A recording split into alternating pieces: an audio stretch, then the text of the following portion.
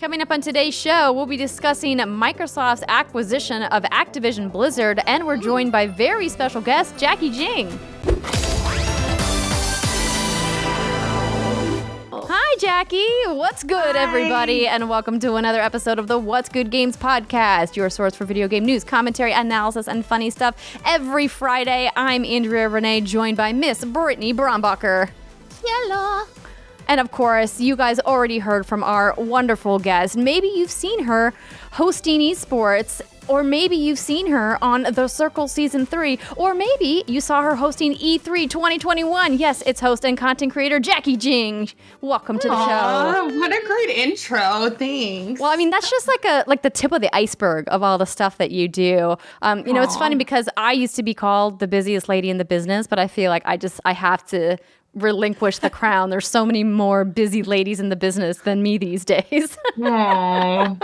We're all grinding, right? For yes, real. 100%. So I had the pleasure of running into Jacki when we both were at the Arcane premiere at the campus at Riot Games, and it was a really fun evening, and I was like, oh my gosh, I can't believe we haven't had you on the show yet. Let's get you on the show so we can talk about video games together. And now here you are. Boy, oh boy, what a week. What a week. I know. I literally was like, this will be fun. We're just going to like shoot. Can I cuss on here? Yes, of course. Yeah. So we're just going to be like shooting the shit about video games and stuff. And then like all this heaviness happened. And I was telling Brittany, I was like, dude, I was studying before I came in. I was reading like the Wall Street Journal, like every single article I could get my hands on. So yeah, we got a lot to talk about for sure. So. Oh, man. Yeah, what a week. I was thinking, Andrea, there should have been something we could have done with that intro. Microsoft's acquisition of Activision. Like, there has to be something there. Like, Microsoft. The alliteration. I love it. Yeah, you know? The Activision? Is that what you said? I thought. Do you want to do it? You want to do it over? Can you do it over? Yeah. Wait, no. Scratch. Can you do it over? No, I already fucked it up. Andrew, I can barely pronounce normal words. Okay, so now you got the camera on me. Hi, hello, friends. It's me, Brittany Brombacher, co-host of the What's Good Games podcast. No, what was Activision? You know, one of those will stick eventually. Activision was actually really, really creative, and I love it, low key. Activision. Let's talk about the Activision Blizzard yes. at the end. Yeah. Thank you. I do want to mention though, since we have your single shot up, if you were watching at youtube.com/whatsgoodgames, Brittany has an amazing new piece of art on her set. It's so pretty. This is my boy Magikarp, and what's so special about him? I'll try to hold him up without getting glare everywhere, but I doubt that's going to be a thing that can happen. Oh, there we go. Kind of. All of those pieces are energy cards from Pokemon. How cool! Yeah, I mean, because here's the thing: it's like everyone collects cards, and then we all like, what do we do with the energy cards? No one wants those. You know, they're annoying as hell. There's too many of them. You know, the population needs to be culled. But someone makes art with them, and this is my boy Magikarp, and I love him so much, and he's so handsome. It's great. And it's actually from an episode beautiful. called Magikarp in Space. And so if you look, that's the Earth behind him because he's flying into space because he's leaping really high. Nice. Yeah. Thank you. I love it. That's all. It's is this wonderful. supposed to be the Earth behind him? It is. Yes. Yeah. Yeah. Because he's going into space. Really nice. Magikarp in space. It's man. beautiful. Thank you. Thank you. Art, man. Good job, Jason. You did it. You did a good gift. Mm-hmm. I want to say thank you to this month's Patreon producers, Chewy's Godson, Alex Rigopulos, David Iacolucci, Faris Attieh, Justin Foshee, Matthew Goderre, and Punkdefied. And Brittany, we have a couple new podcast reviewers. We do. We have Shrewd Minthy, Blap89, and Jerry304. Thank you so much for the kind words, ladies and gentlemen. And we say it every week, but we're going to say it again. It really does help us out in those algorithms. It helps folks discover our show, keeps us high up there in those numbers, and that's a good thing. Yes. So thank you. Absolutely. And today's episode is also brought to you by HelloFresh, but we'll tell you more about that later. Let's go ahead and dive right into this whopper of a news story. I'm not going to read the entire statement that Microsoft put out. I'm sure everybody has read it by now. And if you haven't read Phil Spencer's separate statement, I highly recommend you check that out as well. But of course, you probably have heard that Microsoft has acquired Activision Blizzard. I should say is set to acquire. The deal is in fact not done yet. So let me just read a couple tidbits from this. With 3 billion people Let that sink in. 3 billion people actively playing games today, and fueled by a new generation steeped in the joys of interactive entertainment. Gaming is now the largest and fastest growing form of entertainment. Earlier this week, of course, Microsoft announced their plans to acquire Activision Blizzard, a leader in game development and interactive entertainment content publisher. Say that 5 times fast. The really interesting part about this statement that I want to bring up is that I feel like this is the first time that we've really heard Microsoft and their gaming division talk about the metaverse, because in this statement they say this acquisition will accelerate the growth in Microsoft's gaming business across mobile, PC, console, cloud, and will provide the building blocks for the metaverse. So I don't want to go too far down a metaverse hole, but what do you ladies think about Microsoft gaming becoming a metaverse? I was like, Britt, you want to go first? I mean, like, you know, like, here's the thing is, like, I think it's just the way of the future. I think that if you look, the hype word of today is metaverse, it's NFTs, it's all of this stuff. And so, I mean, I don't know what to think about it other than, like, it's going to fucking happen. So, you know, I'm at a point in my life where I roll with the punches and I'm rolling with this punch. Metaverse is a thing that's going to happen. Like, it's just going to be there. Why get mad about it right now? Don't fight it is your position? Not necessarily don't fight it. Well, I don't know. Listen, Andrea, like, there's some other important shit going on in my life right now. I haven't had too much time to think about Microsoft as a metaverse. Yeah. I'm having enough time in the current universe that we all live in. You know what I mean? I feel like I get you. Yes. Yeah, I feel like the technology gods think it's closer than it actually is. Yeah. Yeah. I just am just kind of like, with all that stuff, I'm just like, let's just see where it goes. Like, just, it is a little bit over my head, and I'm kind of in Britt's box. I'm like, okay, like, I got other things to worry about, and maybe that'll bite me in the ass later, but it's just like, for me right now, I'm just kind of going with the flow with all that. But I do agree with Britt, like, it's probably going to happen, but I'm just like, I'm here for the ride. We'll see what plays out. Is that bad of us? No, like, should we be more? Okay, yeah, because I'm just kind of like, yeah, it's probably going to happen, but I'm just like, you both got kids. I'm trying to take care of a condo here. Like, you know what I mean? We all got, like, stuff going on. So I don't know. Like, I'm like, yeah, it's probably going to happen. And that's my 2 cents about it. So, yeah, I think that, you know, definitely the metaverse is inevitable, but I think it's a lot further off than some of these tech overlords want to make it out to be. And I kind of feel like metaverse is like the new esports that everybody's investing in, even though the metaverse will clearly be much bigger than esports is. And esports is huge. So I think it's going to take a really long time for it to be realized, because I think even the idea that there's 3 billion people gaming still is not about gaming culture, though. There aren't 3 people who actively consider themselves gamers, right? And I feel like the metaverse is an even more niche technology landscape than gaming is, and I just think it's going to take a long time to get there. But that's just my 2 cents. I do want to mention, since we're talking about the metaverse, next week, I'm hosting day 3 of Games Beats Into the Metaverse 2 Summit. It's 3 days of hosting. My friend of What's Good Games, Khalif Adams, is hosting day 1 and day 2. If you guys are interested in hearing leaders in the technology fields and gaming fields talk about the metaverse, it is a free thing to watch. You can just head to my Twitter, and I will be posting links there. And all of the sessions are free to attend. And so hopefully you guys will pop in if the metaverse is exciting to you. Do you think it's exciting? Well, here, real quick, I just want to read the definition of what metaverse is. Sure. And this is according to XR Today, because I think a lot of people probably aren't totally sure. I had that up, by the way. Literally, I was like, let me just make sure. Okay, cool. So I love that you're reading the definition now. So, yes. It can be defined as a simulated digital environment that uses augmented reality, virtual reality, and blockchain, along with concepts from social media to create spaces for rich user interaction mimicking the real world. Think Ready Player One, but more accessible and pragmatic. Yeah. Ready Player One is like deep metaverse. Yeah, agreed. I'm like, that would be, gosh, like a couple decades out, right? Yeah. I don't know. I'd say I would guess even more than a couple decades out for Ready Player One. I mean, like, Ready Player One. MMOs could be considered a metaverse. Fortnite, is considered a metaverse. Roblox is considered a metaverse. There's a bunch of like metaverse experiences that are already out there. But I think, gaming companies in particular are looking at like, how do we make it more robust and more ubiquitous than it already is, and how do we get the idea of the metaverse more comfortable with people? Because like if you told most Fortnite users like, oh, did you know that you're hanging out in the metaverse, they'd be like, what's that? Yeah, probably. So it's interesting. I just wanted to bring that up quickly. Continuing, it's just coming up, right? Like like that's why I'm like Britt's answer is kind of just like how I feel about it. It's just like we got to wait and see how this all plays out. And I do think like it is kind of just like years down the line. So I'm actually your event you're hosting. I'm like low key interested to hear what y'all are going to be talking about and how y'all think it's going to develop. So there's some really great sessions, and there's a bunch of them. There's a new session almost every 30 minutes.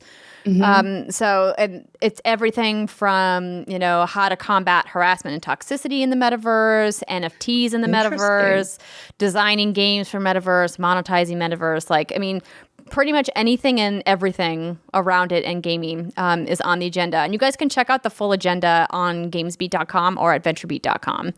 And I tweeted a link to the full agenda too if you go to my Twitter page. All right. Let's talk about money. Microsoft will be acquiring Activision Blizzard for $95 a share. And that number is important because it's the number that Activision Blizzard was valued at pre-acquisition or pre the news about this. And maybe it was pre-lawsuit. I would have to double check exactly what their share price was. In an all cash, because don't forget, we've talked before about how much money Microsoft has, and they're really flexing their wallet right now. An all-cash transaction valued at $68.7 billion, the now new biggest gaming acquisition of all time. Brittany, if it was just weeks ago, we were talking about Take-Two's acquisition of Zynga at $12.7 billion being the biggest gaming acquisition of all time. And I tweeted Microsoft saying, hold my beer. Oh my God. Oh my gosh. How let me funny. let me make a bigger one. Oh, I think, it's just hard to fathom that much money. Like, my brain cannot compute it. If you start seeing smoke coming out my ears, it's because it's just like whirring and gigging in there. It's like, what the fuck does that even look like? It's just absolutely mind-boggling, to quote one Dragon Ball Z. I don't even know if you're like the CFO of Microsoft. How do you calculate like what those companies are going to be worth? Like I can't imagine the teams of nerds with calculators who are like, okay, let's figure out how much each of these studios, each of these franchises, is going to be worth, because the acquisition will include King, the makers of Candy Crush, one of the most successful and most revenue-generating mobile games of all time. Blizzard, of course, the most successful PC game of all time, Diablo and WoW. And then, of course, Activision with the most successful video game on console of all time, which is also, on mobile and PC, Call of Duty. So it's just bonkers. And not to mention throw in Major League Gaming in there and a bunch of other studios and companies that are all underneath that umbrella. The thing that I think that got everybody talking this week and not really super happy about, of course, is the news that Bobby Kotick will continue to serve as CEO of Activision Blizzard. And once the deal closes, the Activision Blizzard business will report to Phil Spencer, who is the new CEO of Microsoft Gaming, formerly the head of Xbox. He was an EVP before, so he's now a CEO. So congrats, Phil. Got a promotion. And they are now clearly saying gaming is going to be a huge part of Microsoft's focus going forward. You don't make this kind of an investment without it being there. And it's kind of a change of pace, because not that long ago, Microsoft wasn't really that jazzed about gaming. Xbox was kind of just existing. I think it's a testament to the leadership that Phil has really brought to that team. And they really wanted to emphasize his leadership because they put out an org chart photo on Phil's blog post. Did either of you see this photo? Yeah. Mm-hmm. No, I want to see it. Let me bring it up. I think there are 12 people underneath Phil, and I want to say 6 of them are women, which is great. That is great. It's probably not as diverse as it could be, but I think compared to what these org charts typically look like and what they have looked like in the past, it's a right step forward. Yes. Obviously, always more work to be done, but at least it's not all the usual suspects. I'm going to see if I can get and also, this just link. to go back a little bit to Andrea was saying about Bobby Kotick, my understanding is after the deal closes, he will be stepping away as CEO. The Wall Street Journal and I think another news place. I saw it on Words are IGN. hard. I'm pretty sure. Yeah. No. Another news place. Yeah, I so love this it. is the org chart. There we go. And as you can see, it is a much more diverse org chart of leadership Yeah. than we've seen in video games recently.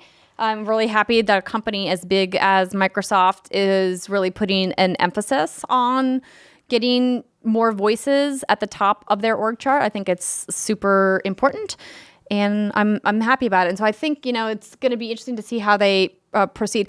The thing that I kind of eye rolled at was all of these people bringing their pitchforks to Twitter, being like, I can't believe you're keeping Bobby in. And it's like, listen here, dum-dums. Like, they have to keep him in. That's the way the deal works. They're two separate companies until the deal closes, which isn't going to happen, for quite some time. An acquisition of this scale has to go through a lot of checks and balances. And who's to say, maybe the United States government might not even let it go through. 100%. There's a lot of talk about antitrust, and is this too big of a deal? Is this too many studios underneath one banner? Is this kind of consolidation of power and voices good for the industry? Is it good for the development teams? And there's a lot of, salient points being thrown around, but obviously they're going to have to deal with the baggage that Kotick is bringing along with this deal.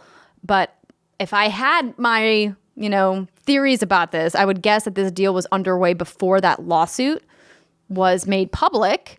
And then I'm sure everyone at Microsoft was like, God fucking damn it. Yeah. We were working on this thing, and now we have to deal with this bullshit. This shitstorm is dropping. Exactly. Oh, So this happened in July. The first lawsuit, right? It was around June, July. I remember we had just given birth, and I remember I was in such a daze. So, I mean, listen, I've been very I've been very involved in a business selling in my personal life. And let me tell you, that was a very, very, very, very, very small business compared to this. And that took a year and a half. There's no way this just randomly happened. For you to get to the point where you're like, we're in consideration of purchasing this ginormous company. I mean, that has taken a hot minute. And so obviously that's been probably, like you said, very tricky to tiptoe around. But Kotick's staying in, and then he will be leaving. And that's just the way it is. I did read an article on IGN. It was about some very smart person named David Hopp, who works in media and tech law firms, Gamma Law, about the whole antitrust thing.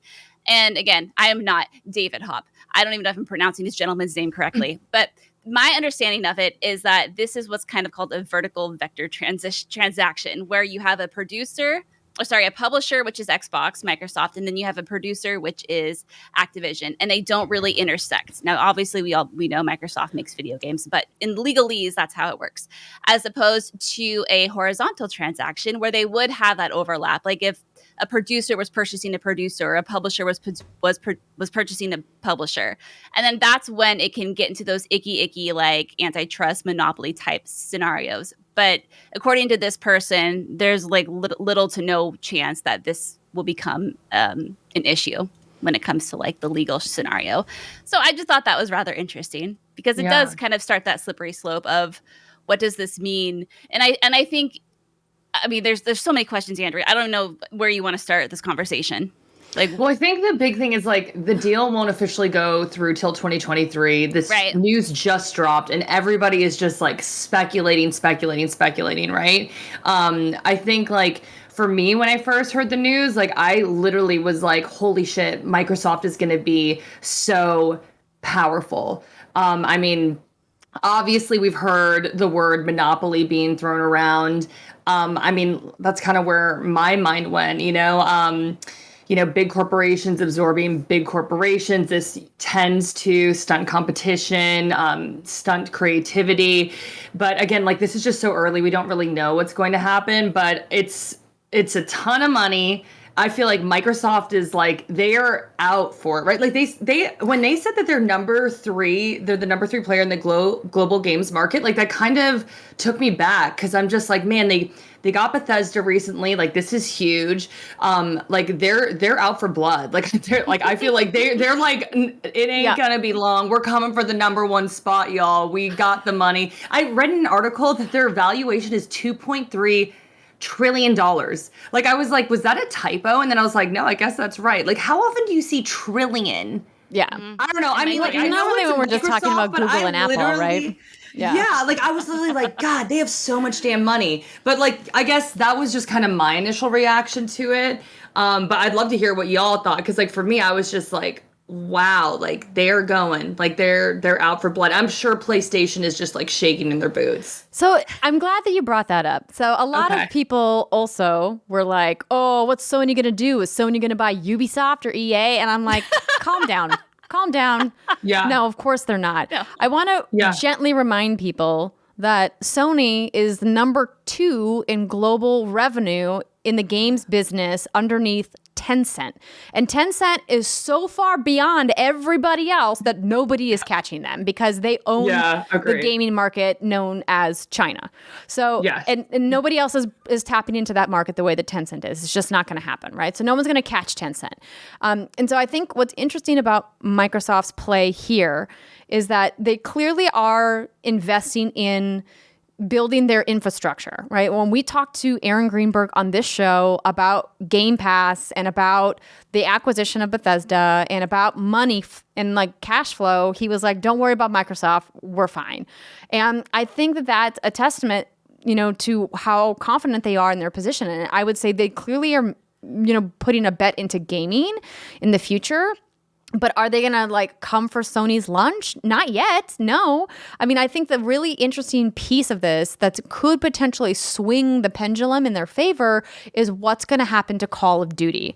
Because that to me is like the one franchise in this portfolio that could have a giant monetary impact on Microsoft's you think gaming only business Call overall. of Duty? I mean, when it comes to mobile, I mean, King is not to be overlooked, right? But Candy Crush. So I was like, right, and Sony is not in the mobile games market, right? Like that's true. Yeah. They're not really looking at that as a business. I'm sure that they're going to be maybe talking about some acquisitions in the future and how do we, maybe get more Sony properties into the mobile space. But I think King will absolutely swing. But when we're looking at just the console and the PC business, their direct competition with Sony, to me, it's all about what's going to happen with Call of Duty. And I think that it's going to be interesting to see, what they do. Is Call of Duty going to go exclusive? I mean, I know that I lost the bet with Danny about Starfield, but Starfield was or is a single player game. There's much less to lose when they make Starfield platform exclusive than making Call of Duty the biggest game in the world for the last decade running platform exclusive. I mean, we're talking beyond tens of millions of installs on PlayStation. I just don't see them making it platform exclusive. Maybe. Really? Because they could really be like, F you to Sony and do it, girl. I mean, but like, I really, like, why not? Like, I listen, don't know. The Bethesda deal, one last thing, and then Britt, I want to hear what you have to say. The Bethesda deal was expensive, and I was like, they're going to need to make some of that money back. But this deal, this is too big of a line item for them to write off as a loss. Like, this is a giant investment.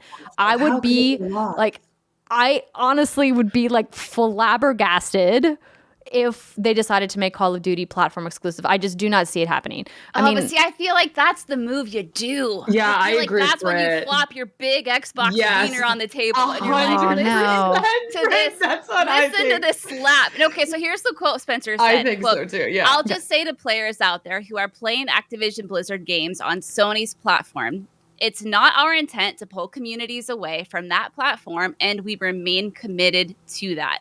Now, this is Phil Spencer, great guy, stand-up guy, very nice gentleman. Talked with him several times. This is one of those wishy-washy ass Bethesda-esque remarks, right? Where it's like, what are you trying to say here? So I'm with you, Andrea, in that I think it would make sense to leave it on PlayStation, but I feel like Microsoft is feeling their oats right now, and this is just so much fucking money.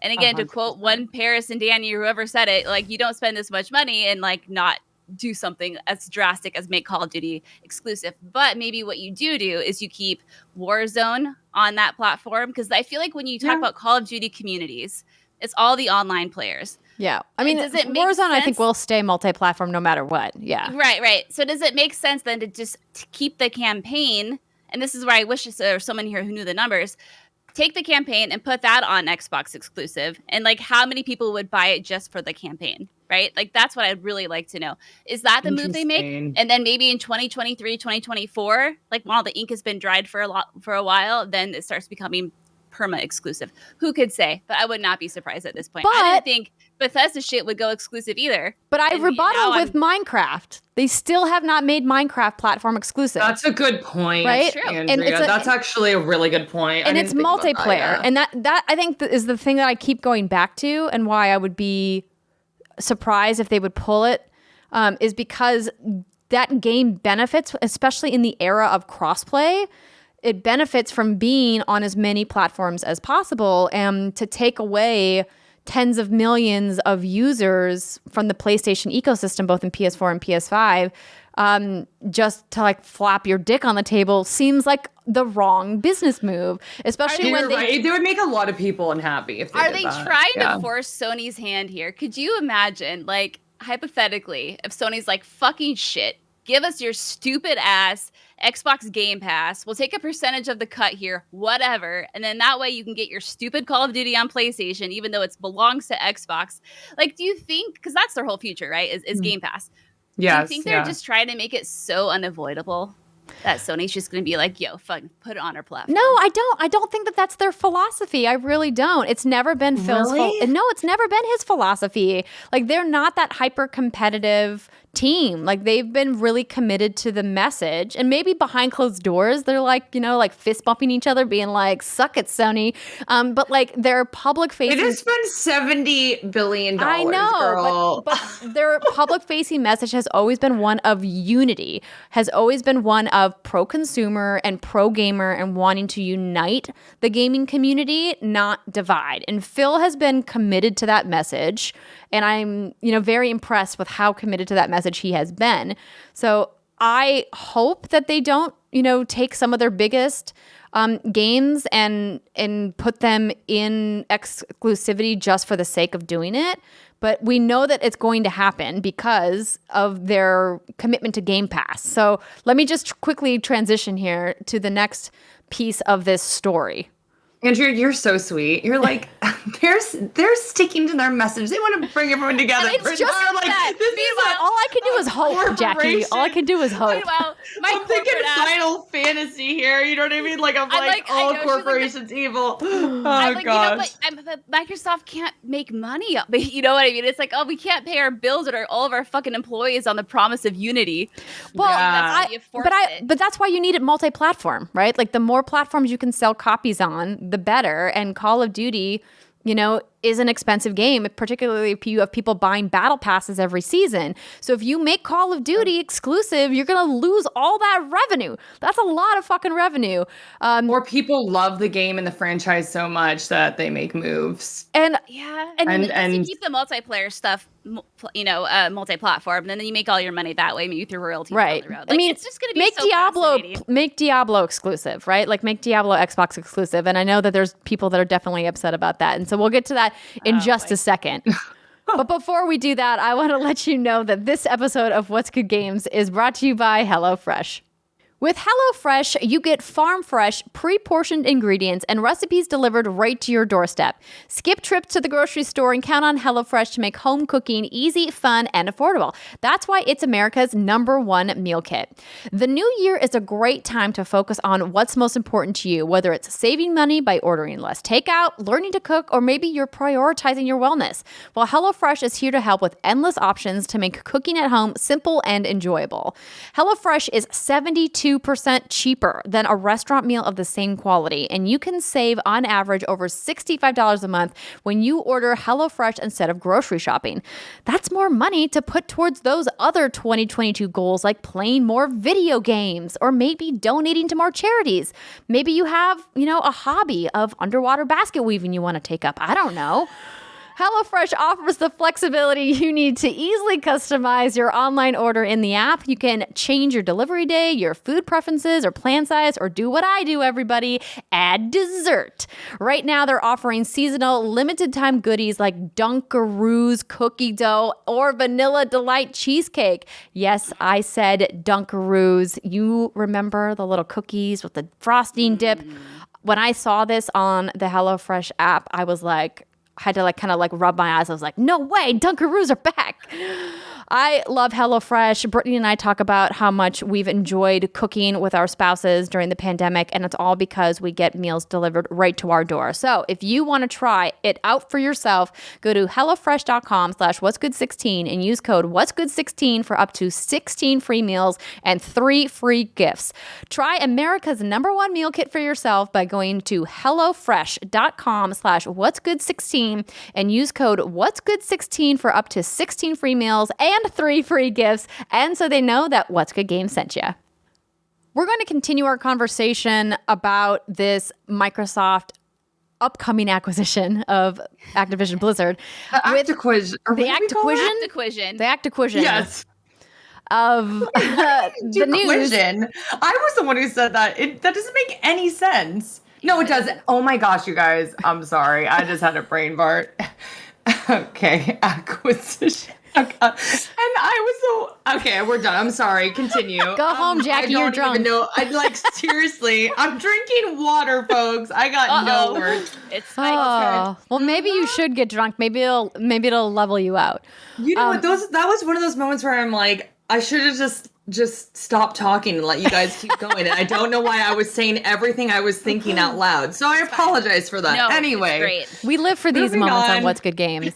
Mm-hmm. But continuing the conversation, that Microsoft also announced this week, or I should say Xbox announced, that Xbox Game Pass now has over 25 million subscribers. And that number has grown substantially since the last time they announced it. So that is no small feat to get that many active subs every month. And I think it's a testament to the offering that Xbox has really put together with Game Pass. And they did confirm in the announcement, I didn't read it when we were talking about it earlier, but they said that the acquisition bolsters Microsoft's Game Pass portfolio with plans to launch Activision Blizzard games into Game Pass, which has reached its new milestone with Activision Blizzard's nearly 400 million monthly active players in 190 countries and $3 billion franchises. This acquisition will make Game Pass one of the most compelling and diverse lineups in gaming content in the industry.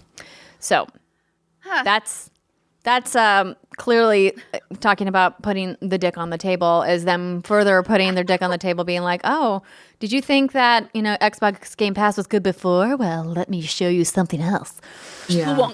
Yeah. And I had tweeted that it was a little mind-blowing to think that Diablo 4 could launch day one in Xbox Game Pass. Like, wow. Yeah. Wow, yeah. We have some fun Patreon questions here if we're ready to hop into those. Yeah, absolutely. Yeah.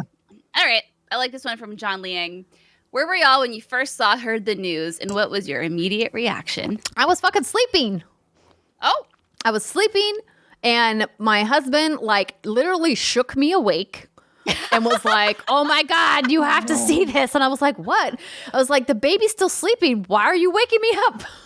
Oh, no. It has to be a big fucking deal if the baby. Okay, yeah, that is you're like, really? You woke me? I mean, it was a big news, but still, you're like, I need my precious sleep. Exactly. I had a baby for 8 months. Like a rare moment where the baby is sleeping past 6 a.m. and he woke me up. But it was worth it because this is, probably the biggest news of the last 10 years. So this is huge news. What about you, Jackie? You know what's funny? I actually think I was on Twitter and I saw Greg Miller's tweet, this is E3. And then I was like, what the fuck is going on? And then I was like, oh. You know what I mean? And I just I liked it. I'm like, oh, okay. Y'all know how Twitter is, right? It's whatever's the news of the day is so big and everyone's so dramatic about it. So I was like, okay, what's going down, right? And then I was like, oh, you know what I mean? I was just this is kind of big. And I was just, I was floored. I was basically just watching Twitter and social media go off the rest of the day. So what about you, Britt? I kind of pulled a John. So, our baby is in our bedroom with us, and I woke up just kind of half asleep. and everyone in my house was still sleeping, the dog, the husband, the child. And I'm like groggily like looking through my email, and I get this headline, and it's Microsoft to acquire Activision Blizzard to bring the joy and community of gaming to everyone. And in my half asleep stupor, I was like, huh? And then I opened it and I go, what? And I sat up. The baby started crying. Poor Reb scared the shit out of him. Jason sleeps through everything, so he just stayed asleep. But I woke Jason up. I was like, oh my God. And he was like, that's cool, babe. And then he fell back asleep. And then I was just like, oh my gosh, so you guys were reversed. That's too funny. Yeah, he indulged me briefly, but thought that was I played volleyball that morning, so I was just like chilling, you know what I mean? And then I like got on Twitter and just opened the shitstorm that was Twitter that day. Wait, you know so what I mean? And how early were you playing volleyball? I mean, not that early. Probably at like 8, but I wake up and go right to volleyball and don't check my phone or anything. You're not the wake up, do the phone in bed thing. No, I'm not. Like I was like roll out of bed, brush my teeth, and get out the door. Look at you being a good human. Yeah, good for you. Well, and then you get home after volleyball, and then the world explodes. You know what I mean? And you're like, you know. But anyway, but yeah. So I was just like, wow, of all the days. And to be honest, I was surprised I missed it, like you said, because it was such big news that, like, you know, the headlines were popping on like phone headlines. You know what I mean? And I just like think I like swiped by them because I was just like trying to get to volleyball quickly or something. And then when I got on Twitter, that was when I was like, oh my God, this is all going down. And it's wild. Deal. Yeah. Huge. Our next question comes from Galen Ryder. Which Activision Blizzard legacy IP would you like to see make a comeback? Which Activision studio would you be most interested in being released from Call of Duty to lead their own game again? Oh, those are two very interesting, very different questions. Yeah. What was the second question? Which Activision studio would you be most interested in being released from Call of Duty support to lead their own game? Which studio? Yeah, because there's a rotating group of studios that make Call of Duty. So like which of those studios would you want to see? I mean, we could just start with that one. Yeah, we can go back to the legacy. I mean, I think I would really like to see Treyarch do their own thing. I think that they've been in the zombies legacy for a really long time, and they are clearly very good at what they do, but I don't think we've really gotten to see them hone their storytelling skills in, a different way. I think that they could really do some really interesting things if they weren't shackled to the Call of Duty formula. But Infinity Ward would do really cool stuff too. It's so hard. I think it would be really good if all of those studios were released from the annual commitment that is Call of Duty. I think Call of Duty would benefit from that. I mean, they have Warzone, right? Like, pour resources into maintaining Warzone, or maybe spin out Call of Duty multiplayer into its own thing, and then let the studios take their time on the campaigns. Yeah, I mean, that's just it, right? And I think that would be so good for Call of Duty. But again, like you said, it's the number one game for the past decade, I think is what it was. That's wild, yeah. Why, you spent $70 billion to get a nice little chunk of that change. Why would you stop that little rotating build? I think I'd also pick Treyarch just because, the Black Ops games have never really been my favorite. And so, I mean, I really have loved what Infinity Ward and Sledgehammer have done with Call of Duty. Vanguard, wasn't my favorite, but I really, really liked Modern Warfare. What was the last one? Sledgehammer? World War II. That was the one in 2017, I think. I really like what they do with Call of Duty. I like those campaigns. Black Ops, not my favorite. So go on, make another cool, neat thing, and see you on the other side. I'll buy your game. I'll support it. So I'm a big fan of Modern Warfare, and I absolutely adore Warzone. So I mean, for me, I mean, I guess I would say Infinity Ward and Raven are doing a good job. So is that okay as an answer? Of course. Of course it is. I was like, I don't know, dude. I got hooked on Warzone. I have not been that addicted to a game in so long. So I'm like, I don't know. I know some people are always bitching about the game, but for me, it's it's good enough for me to always keep on going back to it. So I think they're doing fine. Well, I mean, they do have, I believe, 100 million downloads of Warzone. Yeah. So, I mean, you're not alone. A lot of people like to play Warzone. And so that's why I think that, they're going to obviously continue supporting that multi-platform. But it would be nice to maybe give the campaigns a break for a little bit and let them just chill. But when it comes which to legacy, you're on it. Oh You're yeah, on when it comes to legacy games, I think Activision. I think Guitar Hero. Yeah, bring it back. I mean, probably not because I think rhythm and music games, had their time. But I love Guitar Hero. Do you remember that 3. time though? Do you remember that time? Yes, that it's how I met my husband. I absolutely remember really? it. Yeah, I don't know if you knew this, Jackie, that John and I met on a Rock Band reality show.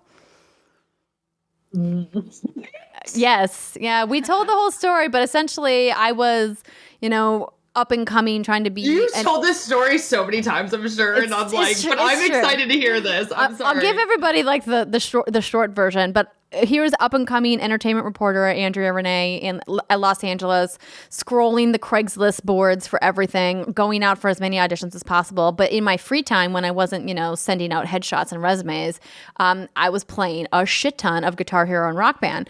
I was in a bar in Los Angeles called Big Wang's, and they do a Guitar Hero tournament every Tuesday night.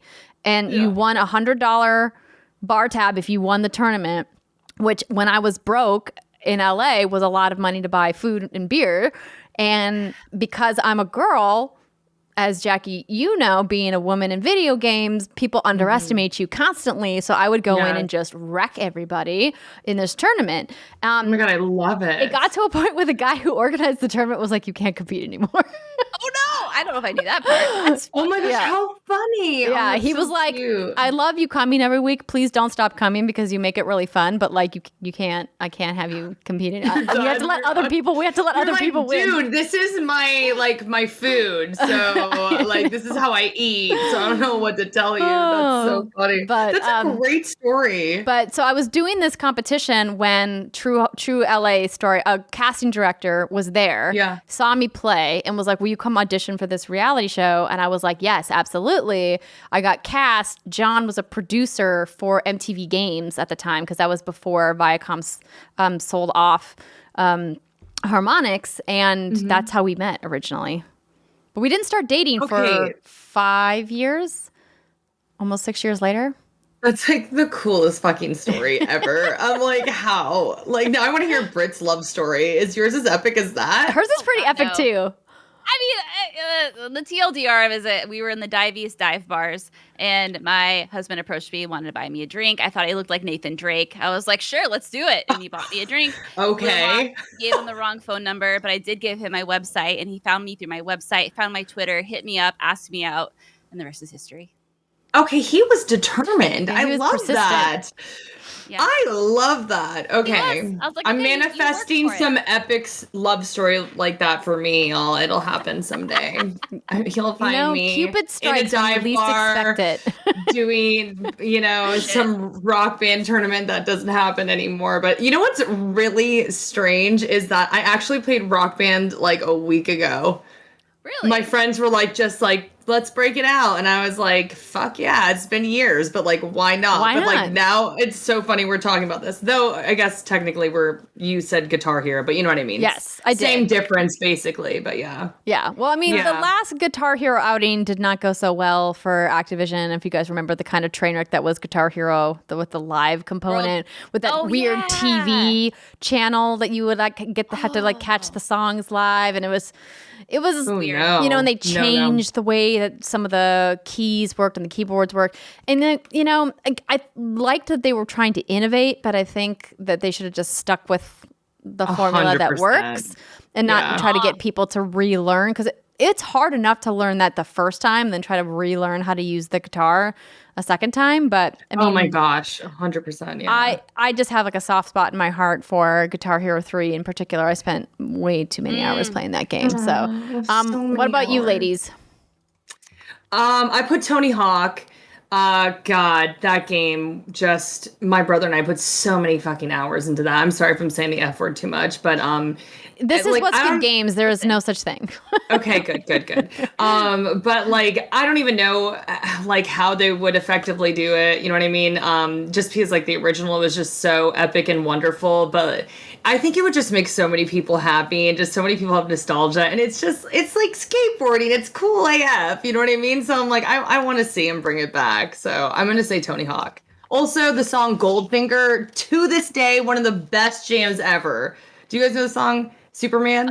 Here I am, doing everything I can, holding on to what No. Ladies, are you kidding no. me? It's like, oh my God, in that game, I put that on, like it was just like always on. Just, it's like, I'm sad. If we wouldn't get a content ID flag, I would pull it up and play it, but we'll definitely get a content it's like ID one flag.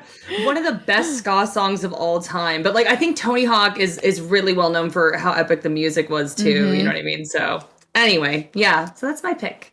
That's a good one. I have one that's kind of random and off the wall. I would love to see True Crime come back. Those True Crime Streets of LA was a fun little game. I didn't play it a hell of a lot. I was actually just more interested in it at the time because it was a one-to-one creation of LA downtown, like the streets and the way they intersected. And at that time, I won't go down this, but I had an obsession with gang culture, and so I loved. Okay. Have I not talked about this? No, never. Oh, shit. Okay, yeah. You know what? Yeah. Now that you say that, the love of Yakuza makes so much more sense. It all is coming into focus for me. I think I probably talked about it during our happy hour Q&A, but we were all very drunk during all that time. Anyway, yeah. I used to love learning about like the Bloods and the Crips and initiations, and like it's a whole thing. I've read so many books about it. I was in middle school. Okay, let's just throw that out there. I got past that stage of my life. But what I loved about that game is I could like roll around the streets of LA and like learn, because I hadn't traveled by that point, learn like we're all like the gangs hung out. Anyway, I digress. So True Crime, it was like an actual competitor-ish to Grand Theft Auto. And I think, competition is healthy and it breeds innovation and good things. But what I would like to see actually, and I don't know how feasible this is, but I'd love to see World of Warcraft come to console. Yes. I know that was, why has that not happened yet, right? I know, and that's what I'm talking about. Look at Final Fantasy 14, fucking crushing it. Like, let's put WoW on there. I want to kill 10 orcs and 10 rats and 10 hogs or whatever the fuck and level up my little night elf. Like, let's go. I would love that. So that's kind of like a little cheap answer to your question, but I think that would be so cool. It's not a cheap answer. That's a very legitimate answer. Thank you. You're legitimate. Ah, thanks. Mm-hmm. Oh no, Jackie. What happened? I don't know. I pressed the mute by accident. I was gonna say, True Crime's like soundtrack is amazing. Ooh, like, yeah. I'm like, girl, I'm looking at this right now. Like, it's got like Snoop Dogg, Sugar Free, yes, Young Dre. I'm like, now I low key want to listen to this. Yeah, that's what I'm saying. You just cruise through the streets and turn on the radio when you're driving in the car, and it just plays some of the best music. So. Come back. Oh my God. By the way, the whole time you were talking, I was like, yes, and nobody could hear me. Oh, so no. That's cool. That's all right. I was cheering for you, girl. I loved it. And when you were like, we need competition and for GTA, and I was like, yes, like that would be so cool. Like, who the fuck wants to go toe-to-toe with Grand Theft Auto? Nobody. You can't. No, There's no going it. toe-to-toe with Grand Theft Auto. I know, but... It sounds good. Yeah. Yeah. It sounded cool. Yeah. Often imitated, never duplicated. Yeah. GTA stands alone. Yeah. But there's definitely a lot of legacy games I think people are looking at and going, what could the fun thought experiment be of, will these games, at the very least, have a home in Game Pass? If not, will they be revived? Is there a possibility to maybe look at bringing some of them back? I definitely love the idea of some of the games that were maybe PC only coming to console. I think World of Warcraft is a great one. I would love to potentially see StarCraft come to console. I don't know if that's really doable, but we haven't really heard much about new StarCraft in a while. And, I think that could be really interesting as well. And I think Geometry Wars is dying for a VR install. Make it in VR. Let's go. Anywho, great question. One thing, I don't know if we talked about this yet, but isn't it like weird, like Crash and Spyro? I don't know. I always thought of them as like Sony. I don't know. And that just is going to blow my mind. Like now they're Microsoft. We didn't talk about that. So it's just like. Yeah, I saw some people who are rather, upset at the news. Some people are really upset they're about like, it. you don't understand. It'd be like playing Mario on an Xbox. It would just feel so wrong. And it's like. It's not like a huge thing, but it is just kind of like, you're like, wow. Yeah, like I get it. It would feel a little weird, but like it's not going to wreck my whole day. Like I'm not. No, and I would definitely play those games still. You know what I mean? Like it's not like I'm like I can't touch those now. You know what I mean? It's like that. That's dumb. Yeah. But it's crazy. Microsoft got him. Well, I know that some people, there was, some discourse about Diablo specifically and how frustrating I think some people are getting at the idea that Diablo may go platform exclusive. Obviously, it'll still come out on PC, but that it might only come out on Xbox and might not come out on Switch or on PlayStation. And I think that is something to be, potentially upset about. That game is huge and it's very highly anticipated. And I think Diablo 3 did really well going multi-platform. I love playing that on the Switch. Right? I played the whole thing on Switch. The Eternal Collection was great. It was my favorite travel game. It's just like grinding. You know what I mean? So I would be kind of bummed not to have that on my Switch. Yeah. Just saying. So I don't know but we don't know what's gonna happen, right?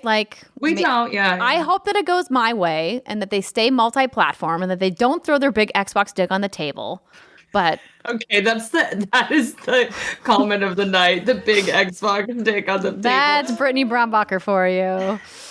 Andrea, I don't know. I hope you're so hopeful. Maybe they will just be nice and just be like, you all keep on doing your thing. But then I'm just I don't know. This is just, there's so much money in the line. And I do feel like Microsoft really wants to, like you said, I don't think they can ever surpass Tencent, but I do think they're kind of gunning for Sony right now. So I'm I don't know. Maybe they will be all kumbaya. That'd be really nice. But I'm just I think with King and with Activision in the portfolio, I think that they're absolutely going to overtake Sony in global revenue. I think that that's just inevitable.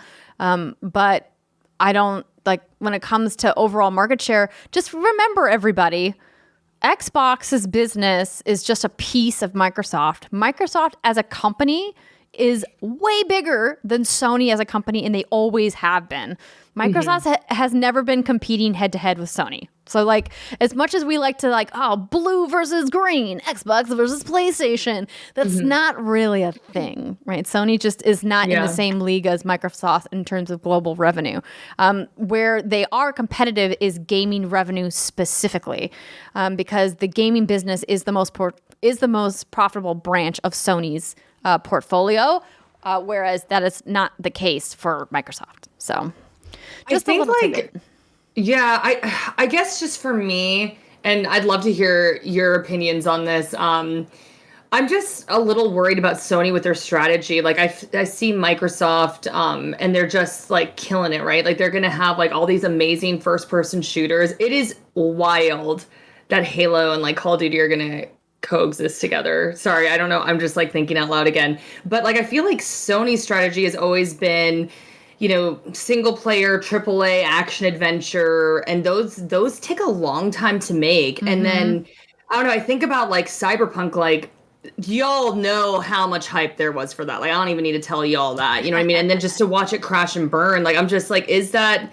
strategy going to work for them? And no doubt they have, Uncharted, The Last of Us, Horizon Zero Dawn, I could go on and on. It's definitely been working for them, but I'm just are we questioning their strategy? Are we a little bit worried? Especially I just think Microsoft is we're going to do it all right now. We got mobile, we got, Call of Duty, all that. So I'm I don't know. Should Sony be a little worried about their strategy? I don't think so.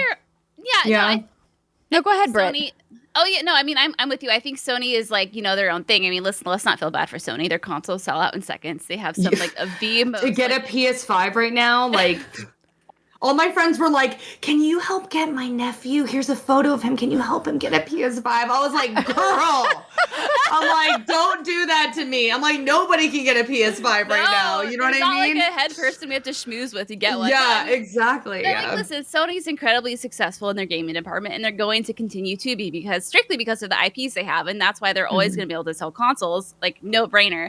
But I think obviously, they're not stupid. And so they're obviously seeing what Microsoft has done with Game Pass. And that's why those rumors of Spartacus have been swirling around, right? I think what they have, their strategy, like let's just put out epic games, is going to last and it's going to take them far. But I think at some point they will have to innovate and change things up a little bit. And I think we're kind of getting like the first rumblings of that with the rumors of their new online offering. So like, you know, as long as Sony has Tilo and God of War and Horizon and all the other amazing things that they have that we've talked about, like the employees are going to be able to eat dinner every night. Is what I'm saying.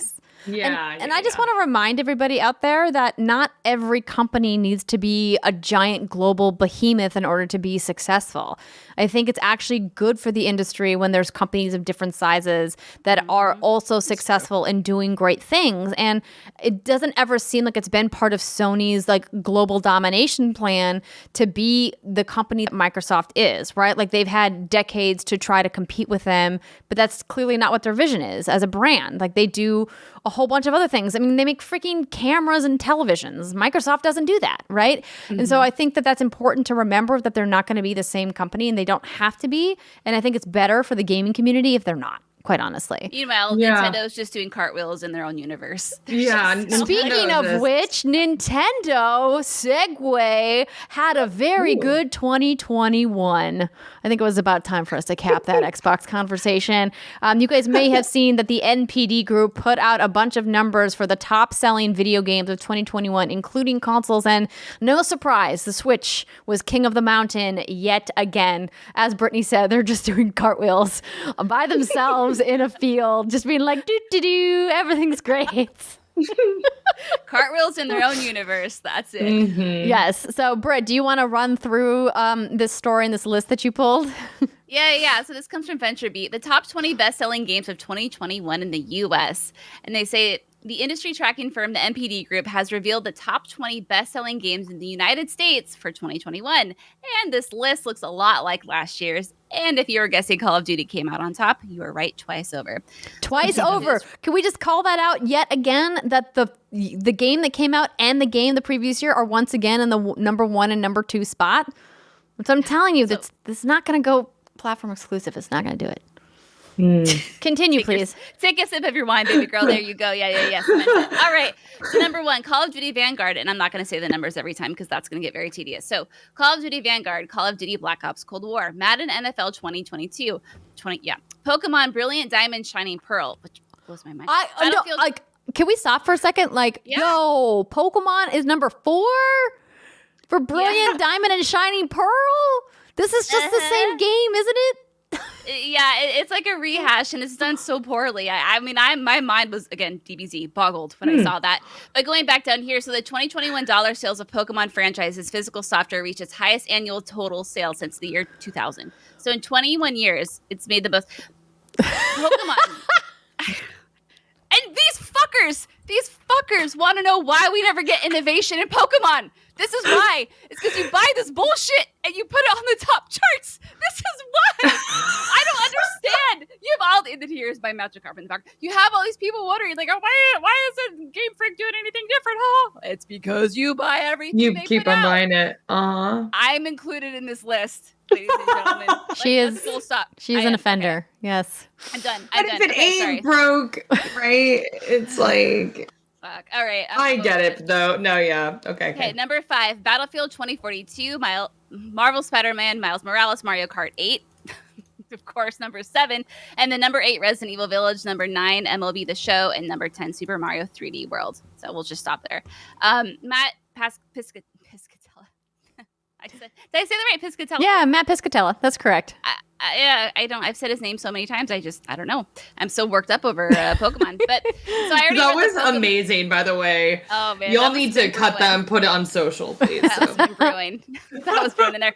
So he also said Resident Evil Village finished 2021 as the year's number 8 best-selling game, which is great because Resident Evil Village is also RE8. Amazing. Anyway, the franchise dollar sales wise reached an all-time annual high for the U.S. market. So good job. Good job, Resident Evil. Nice job, Capcom. Congrats. You really, really did it. And then 7 of the top 20 best-selling games of 2021 also ranked among the top 20 best sellers of 2020. That to me is the interesting stat. That 7 of the 20 were from the previous year. And I think that goes to show that a lot of games that we thought were coming in 2021 got pushed because of pandemic production delays. and that we're going to be getting them either this year or we're going to be getting them in 2023. And so it's just like a lot of more of the same. And also a lot of people still home and homebound in a way that they didn't probably think they were going to be. We thought we were going to be out of the pandemic when the vaccine came, and then boom, Delta came, and then Omicron came, and everyone's like, guess I'm staying home and playing video games. Yeah. I'm going to buy Pokemon for the 17th fucking time. But I was surprised to see Animal Super Mario Crossing 3D still in World the up. top 15. Yeah. I was like, damn, all right. So yeah. Yeah, Yeah. and also worth noting, digital sales are not included in Nintendo games. Let me make that clear. Oh. This is just physical copies of Pokemon. Really? Made it to the number 4 spot. Oh wow. Turns out Pokemon's kind of a big franchise. Really? Just kidding. No, we talk frequently about how Nintendo is just Scrooge McDucking into their pool of money in Japan. They just Oh have like my a vault God, full of gold coins. Yeah. Whenever they get news on the industry and how it's doing, they just open their vault of gold coins and are like, oh yeah, we're okay. We're good.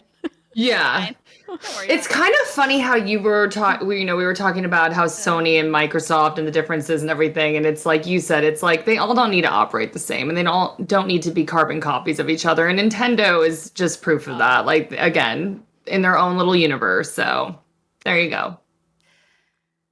Well, there we go, ladies and gentlemen. Those are your top 2021 games. Oh, man. I need a nap.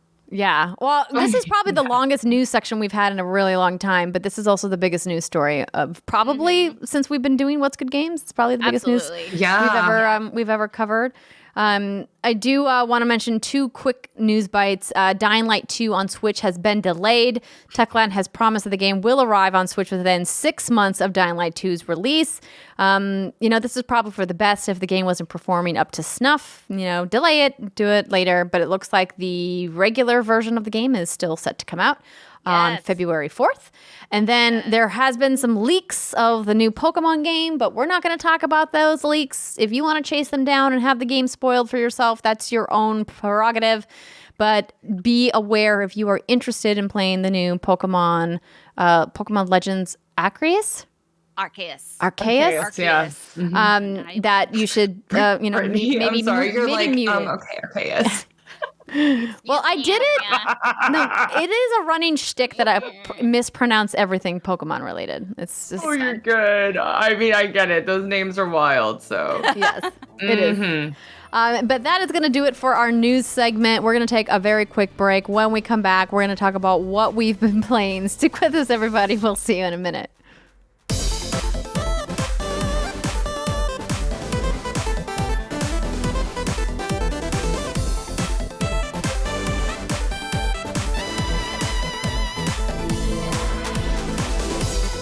Welcome back, everybody. It is the second segment of the What's Good Games podcast, and this is where we talk about what we've been playing and any preview events that we have gone to. And we actually have a couple new games, and it's very exciting to talk about them. So, Britt, let's start with you. You have been playing the latest outing from Drinkbox Studios, Nobody Saves the World. Yeah, this game has been so much fun and a little godsend, and I'll talk about that in a second. But yeah, this game is out. It came out on the 18th, and like you said, developed and published by Drinkbox. It supports online co-op, which is, again, made it a godsend, and it's on Game Pass. So that's really fun. So Drinkbox, mostly known for Guacamelee. I actually haven't played that myself, but I know a lot of folks know Drinkbox from that. So this is a top-down action RPG, and it has this really cute cartoon aesthetic to it, and the colors are super vibrant and pretty, and it's just really fun to look at and play. So you are essentially this boring ass character named Nobody. I don't know why I said body. We're not talking about Peabody here anyway. And you randomly wake up in a house, you find this rad wand, and your adventure begins. And Nobody, if you're watching on YouTube, is essentially like everything's outlined in black in this game. And so it's like, black outline, but the character himself is all white with just black orbs for eyes. So it's a really boring, wimpy ass character. But the shtick with this is that there are 15 different forms that you can transform into on a whim. Now you have to unlock every form, and that slowly happens as you level up. But that's what makes the gameplay so much fun. And you can quickly change your forms by just a press of the bumper. And each form that you have, so like let's name some. So you have like a cleric, a zombie, you can be a slug, a ghost, a turtle, a mermaid, an archer, you can be an egg. It's like the most random set, but it makes it so much fun.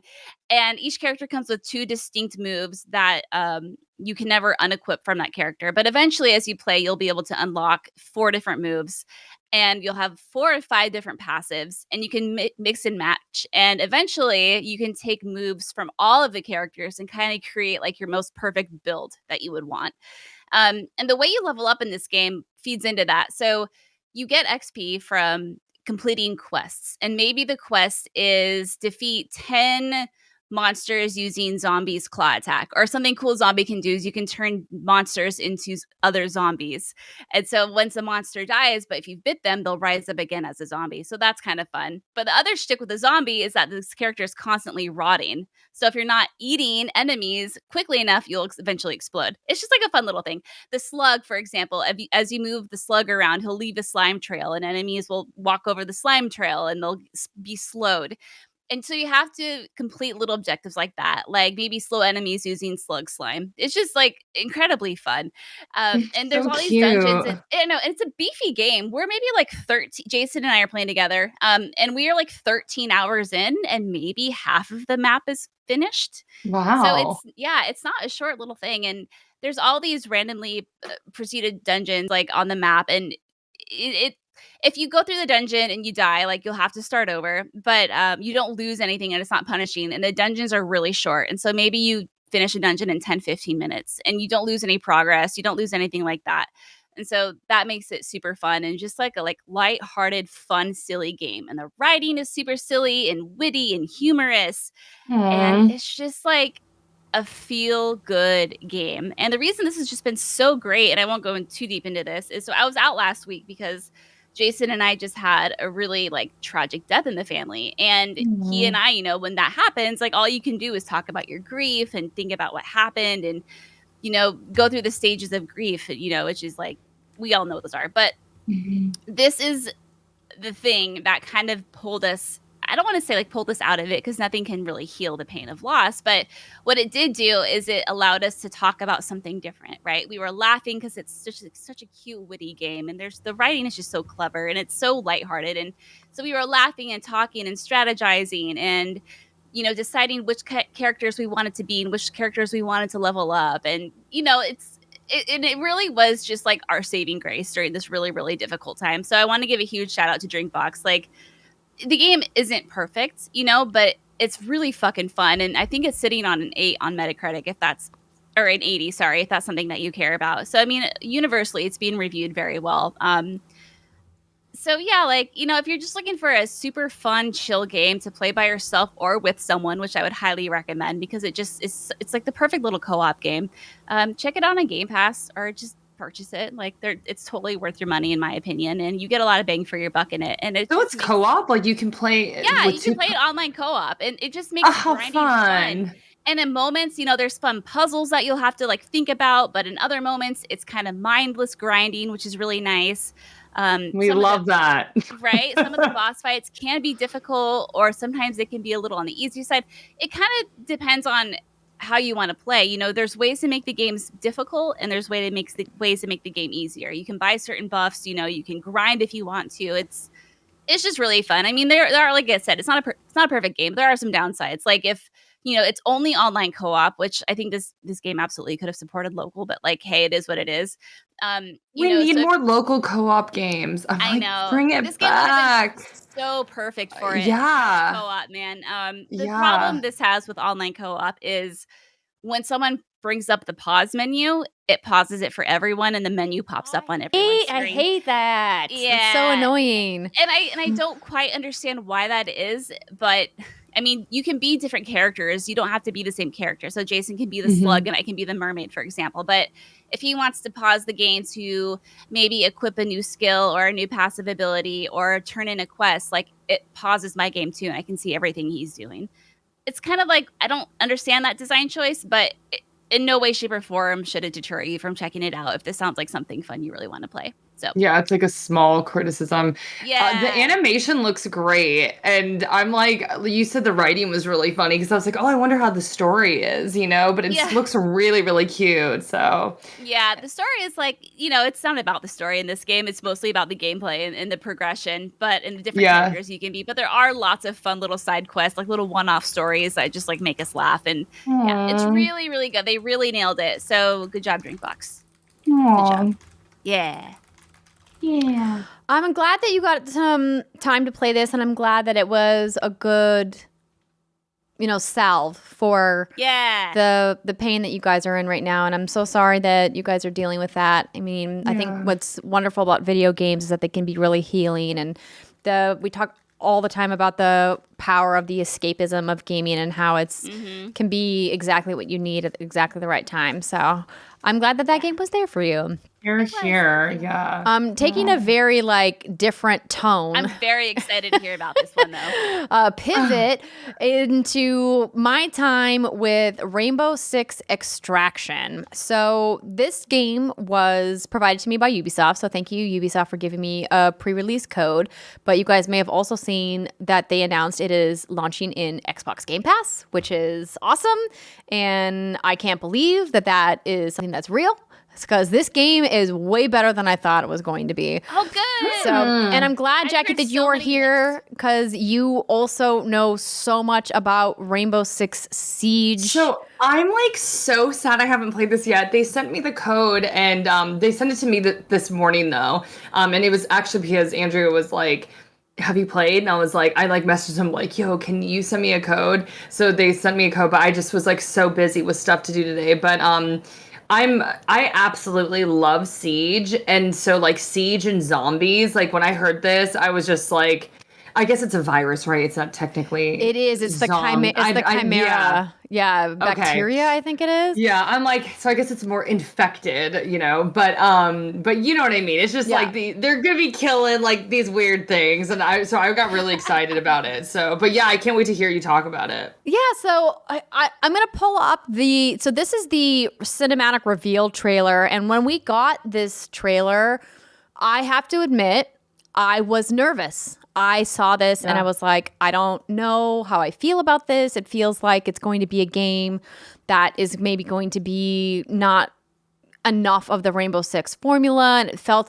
clearly this is a cinematic. So it felt a little cartoony. And I was like, I don't know if this is something that I want. There's just so many co-op shooters that deal with this kind of zombies infected theme. And I was just very much lowering my expectations for what I was going to get from Rainbow Six Extraction. But cut to the actual game, and I am very impressed with what I've been playing so far. So I have this video. So I didn't capture any of my personal gameplay footage. So I have this from the Ubisoft North America channel, which is some gameplay, which is showcasing some of the operators, some of the skills and things. So if you are familiar with Rainbow Six Siege, you will recognize all of the operators in the game and their specials. What I love about the gameplay of Extraction versus Siege is that you actually get to use your specials a lot more in Extraction because it's so limited with what you can do with your specials in Siege. But here it's it's essentially on a cooldown, and then you can get refresh or recharge your ability throughout the level by looking for chests that have essentially ability cards in them. And I love that because it makes me feel like I can actually experiment more with the operators. So when I go back to Siege, I feel like I'll be a little bit more confident with operators that I didn't really spend a lot of time with. And the way that they unlock operators is that you start with an X amount of operators and then you kind of do these in-game scientific studies and it unlocks operators in groups. And so I have the two first rows of operators unlocked. If you were watching at youtube.com/whatsgoodgames, I don't have the bottom row of operators unlocked yet, and I assume that they're going to be adding more operators as time goes on. But what I really love about the gameplay of Extraction is that it takes what you love about Rainbow Six Siege, so the really tight, crispy FPS gameplay, and it kind of marries it with the objective-based play that you get with a game like Call of Duty Zombies. And I really enjoyed my time with zombies, and I feel like comparing them head to head isn't really fair because they're very different games in a lot of ways. It almost feels a little bit more like Back for Blood, but then it kind of has like a little bit of a sprinkling of what GTFO was doing. But clearly GTFO is in like a class of its own as far as like how difficult that game is. But Extraction is 3-player co-op, so you can either play solo, you can play with 2 people, or you can play as with 3 people. You can also public matchmake. Now, I didn't get to test out the public matchmaking because I was playing pre-release, so I attempted to matchmake once and then clearly couldn't find anybody because, you know, the pool of players is very small right now. But once the game is live, of course, that will change. And so you can either play solo or not. Now, I will say playing solo in this game is very difficult, especially on the higher difficulty tiers. There are 4 difficulty tiers. And it's just, you can do certain missions, but you don't know which 3 missions you're going to get. So essentially at the start of each zone, there's like 4 different geographical locations. It's, you start in New York, and then it's San Francisco, Alaska, and I can't think of the 4th place off the top of my head, but each zone, you know, that has 3 subzones, and each of those subzones, when you load into it, will randomly generate 3 different mission types. And then of those 3 mission types, you can choose to extract between. So the kind of idea is that you complete the objective in the first mission, and then you can either extract with the XP that you've earned, or you can keep going with potentially risking, you know, what you've earned so far if you die, right? So, and what's really fascinating about what this game does is that when you die in the game, it's not a true death, but you go into this state that's it's kind of like a down but not out, but not really, because you are encased in stasis foam, and then your operator is considered MIA. So when you go back to Rainbow headquarters and you reload into another mission, you can't play as that operator until you go rescue them. So they're kind of like blacked out from your roster list of operators you can choose from. And then you have to go and complete a rescue mission and get them out of the subzone that they were attacked in, which I think is a really unique and interesting mechanic that I haven't really seen before. And I really like what they're doing with that, because it really forces you to experiment with a lot of different operators, which is great, because when I play Siege, and Jacki, I would love to hear from you on this, is that I always end up playing as the same operators. I have the ones that I'm good at, that I'm confident with, and as long as nobody else on my squad or that I'm matchmaking with has snagged them first, I'm like always going to play Valkyrie, right? It's just like, that's, you know, you have your kind of tunnel vision, and I like that Extraction is kind of making me experiment. Who's kind of the people that you always play with? Oh, you're on mute again. Sorry about that. Okay. Kept on doing that because when I'm drinking, I have this metal straw and I feel like I'm ringing a bell. Don't even worry about it. It's all good. Yeah, my bad. So I kept on muting it. For me, like, I absolutely love Zofia. And then I usually do Rook. Rook is great. But so something you said that like really hit me was that this game, Siege, is so intimidating because there's so many operators and they have so much utility, and this is kind of like practice for it. You know what I mean? And it's Absolutely. like you're not thrown in with a team or with randoms, and you're not letting them down because you effed up your utility. Like, to this day, when I play Siege, I feel so much pressure to make sure that I use my gadget well and I use my utility effectively, because if not, like, I just feel like I've like let everyone down. And low key, I always pick people who have really easy utility. That's why I'm like Zofia. It's like soft breach. You know what I mean? Sledge is a hammer. Sledge is Rook great. Literally puts down the armor. Rook is important. I still have fucked that up sometimes. My friends are like, sweaters. I'm like, oh shit. Like, you know what I mean? So it's like, it is kind of funny because I like, Habana is a hard breacher, and like, she's someone who I never mess with her because I feel like it's an incredibly important utility, and it makes me just so nervous to even think about playing her and letting down the team. I like, when you said that, I literally was like, this is, and I'll be honest, a big issue with Siege has always been that it's a very daunting, intimidating game because they literally have so many operators, and then they all have their specific skill set, you know?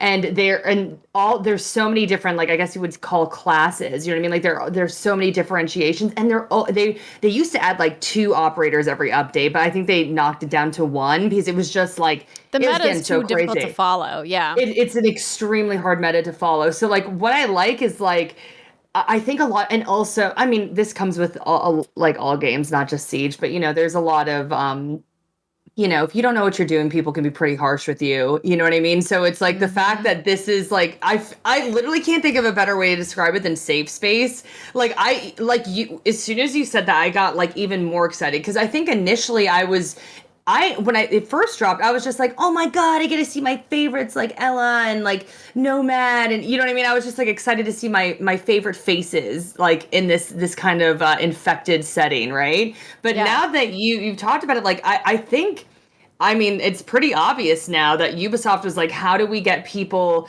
familiar and comfortable with this game, and then maybe when they feel comfortable here, they're gonna probably play Siege. I undoubtedly think that was what the plan was then. So I mean, I hope good. so. I would love a reason to go back to Siege and feel more confident in that game. Like you said, I think that, you know, you get kind of overwhelmed with how to play in a PvP competitive setting, and you know, being able to go into solo mode here definitely is helpful. But I would absolutely recommend, you know, keeping to the lower level difficulties until you feel confident or until your operators are leveled up. So there is a great progression system.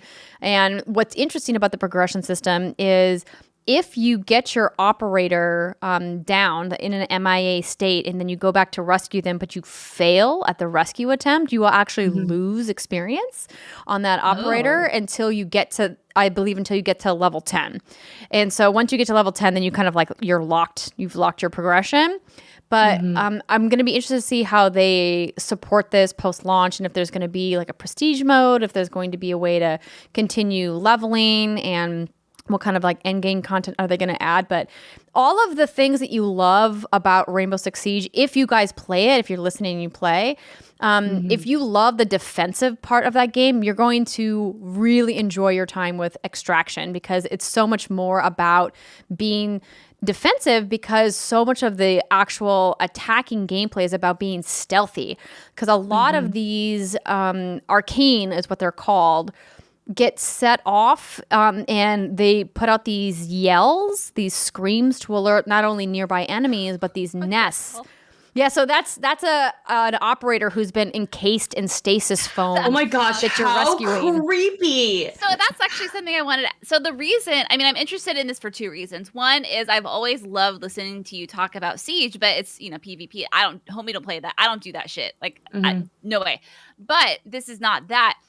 And so that's really exciting to me, because again, like a good way to dip my toes into it without worrying about getting yelled at people. But 2, I've always been interested because it looks creepy as hell. Now in the promo trailers we saw, it looked really creepy. Is it actually creepy? Yes. That's a good question. Yeah, no, your heart will beat, because these enemies, once they spot you, they're very aggressive and they run at you, and there's a bunch of different enemy types. There's, you know, the ones that explode, there's the ones that have like the caustic clouds, and then there's the big guys that like swing their like hammer arms at you, there's ones that run at you, there's the cloaked ones, like there's a whole bunch of different kinds of arcane. And you know what's really interesting about where I think this game could go is that it's gonna hopefully, you know, set up some more narrative for the Rainbow Six world, because we get, you know, like sprinklings of cutscenes in Siege, but it's nothing like what you get here. So I love that right off the bat you get these cutscenes with Thermite and Ash, and you get to see them as people and not as operators in their full gear, which is great. Oh, it's so cool, yeah. And there's all kinds of cutscenes with other operators that really kind of fleshes out the world. So even if you've never played Rainbow Six Siege, I think you can absolutely still dive headfirst into Extraction if you're into co-op gameplay and have a really great time with this game. I mean, I am so like excited about being able to play more of this. It's just tough because like people who listen to the show every week know I keep saying this, like playing multiplayer games when you have a baby is just tough. You have to like do appointment gaming, and thankfully I had a couple people who really helped me out. I got to play some rounds with the nanobiologist and Doc Brooke. That was really fun. So thank you, friends, for playing with me. I also got to play with Rihanna Manuel and Danny Pena. So I believe Danny's going to be talking about it on Gamertag Radio. But you know, I just could not be more happy with how this game came out. So if you are a player and lover of Rainbow Six Siege, you do not want to sleep on Extraction. Oh my God, you're making me so excited. I'm like, I gotta play now. I'm like, I can't wait. Yeah, I'm man. excited to hear it's scary too, because I was like, maybe it'll just be like kind of like you're just shooting shit. You know what I mean? It gets intense. Like, so we played a couple extractions on level 2 of 4. And it just gets so hairy because like the amount of arcane that are in the level like dramatically increases with each difficulty you go up. And then it's like the nest amount also increases. And if they set off a nest, the nest will continue to spawn new enemies until you destroy the nest. And some extraction missions have situations where there's like a bunch of nests. Like you can walk into a room and there's like 15 nests. And so if you fuck up the stealth, or if somebody in your squad fucks up the stealth, you're screwed, right? Like the nests all start popping mobs at you, and then it's like a runaround. And the thing about it is that it's still Siege gameplay in that there's no regenerative health. Once your health is ticked down, that's it. You can find med packs in the world, and if you bring Doc on your crew, which feels like you almost always have to bring Doc with you, you know, he can boost you, but his boosts aren't infinite. You know, he only has X amount of boosts until you find another ability chest. And so it's like, well, you have to be very strategic about how you're shooting because you only have 100 points of health, and then once those are gone, they're gone, you know, and then you can the med kits that you pick up they don't bring your health back up. They are just like an overshield. They like buff you, and then it degrades over time. And so it really is trying to marry that. I don't want to call it like survival horror gameplay because it's not really, but it's more of the kind of tactical gameplay you get in Siege with, you know, a more co-op experience that feels a little bit more like a horde mode. Like it's not like you can go in there and just like spray your bullets everywhere. The suppressor attachment on your gun is going to be your best friend. Okay. Noted. So first of all, I suck at stealth, y'all. My whole life, the way I operate, the way I play, I'm a tank. Is what you're saying. Yeah, no, I'm like, go in, kill everything. I'm Leroy Jenkins, That's like me. 100%. I know, no, I'm like, it's so bad. And so whenever I play like The Last of Us or like any game like that where I have to be like creeping and then like, you know, snap their neck or stab them with something or whatever, I'm just like, they're so scary for me because I'm just so bad at it. Yeah. Does that make sense? Like I'm like, God, like the whole time I'm like so stressed out. I did have a question for you, Andrea. Yeah. So like some of them, like I don't know who you've played with, but like I'm like, how would Alibi's utility work? Like, cause she just like sets up decoys. So like, will they go for the decoy? Like some of them I'm just kind of interested how they work. Alibi's decoy is that when you throw the decoy out, it's great as a distraction. So if you enter a room and there's like a bunch of enemies, if you throw the decoy, all of the enemies that attack her decoy are then tagged in the world, so they have like a red outline. Oh, so it's a great way. So Alibi's like a really good pick then. I feel like. she's a great pick. I mean, I think the OP pick right now is Lion because he's got the heartbeat sensor, and so when he pulls out the sensor, what I really love. Or you mean Pulse, right? Oh, yes, Pulse. I'm thinking about Lion's drone. So Lion Lion can track where you are if right. Like so he's got so Pulse is good too. So Pulse can see where the nests are and if there's VIPs. So like if you're on like a rescue mission and you're trying to find the operator, like as nanobiologists called him, the Cheeto. Because they're encased in stasis foam. They look like a giant Cheeto, and I was like, "Do they say that? No, they don't say that in the game. They do look like a giant Cheeto. He was just like one of the guys I was playing with. That's so funny. You can detect where they are through walls with the heartbeat sensor. But Lion has the drone that will detect movement in enemies and near through walls nearby, which is great because you can like throw out your drone and then everybody sees. So it's not just Lion or Pulse that see. Everybody on your team can see what the ability is showing, which I think is a really nice touch. So that kind of makes those specific operators a little bit more desirable than, say, some others. Like when I think about playing with, I was playing with Ella. At first, I didn't play with her at all because I was like, I don't really need like a concussive grenade, but she's got a stun grenade as her ability. But what I realized is that it actually is pretty great when you're overwhelmed and surrounded by enemies. You can throw it out and it kind of like stuns everybody and gives you a chance to escape. Because like I said, you don't want to really get engaged in close combat quarters with these enemies, and they will rush you because once your health is gone, like you can die really quickly. And getting revived from a down but not out state is, not always easy. I'm really excited to see. Yeah, I'm really excited to see how like all their utility transfers, and like there's a few of them on here that like I've always wanted to play more, but I was just way too nervous to do it when I was like with my stack because I just didn't want to have that pressure. So now I'm going to be like, whatever, we're killing Arcane, people. Like, I'm good. You know what I mean? So that's awesome. No, you're gonna love it because you just get all of those kind of breach and clear tactics from Siege. Because the destructible environments too. I didn't even bring up on how fun that is in the gameplay, and I haven't really experimented with Sledge because I think he's so fun. I think he would be something that would be more fun once I get a little bit more confident because he's not so fun when you're hitting shit. You're just I know, but he's not a sneaky player though. In me. That's true. That sounds like someone I would do. No, he's Brittany's character for sure. He's a face tank for sure. Yes. But like his hammer stuns when it hits enemies in the game, which is great. It's a nice little because some of the people's abilities have like little tweaks that make it a little bit more appropriate for extraction. But everybody is equipped with a black light on their guns, so you can see enemies through walls. And so when you get to a destructible wall, you can like headshot enemies through destructible walls, kind of like murder holes in Siege. And it's just it's just so satisfying, and I'm so happy it came out so good, and I'm excited to see where it goes. Oh, I'm happy to hear you enjoyed it. I had heard a lot of mixed things about it. I think it's sitting at like a 70 overall. But that's okay though. Like it can still be a fun, entertaining game despite flaws, and that's what matters, is that you enjoy it. Yeah, I guess I haven't read what the criticisms of the game are. Yeah, me neither. I just saw the number and I'm like, yeah, whatever. Sounds about right. Cool. I've done my research for this game since I know Andrea's going to talk about it. Yeah. Well, I'm like, listen, if you have Xbox Game Pass, try it for free. Yeah. Oh, yeah, man.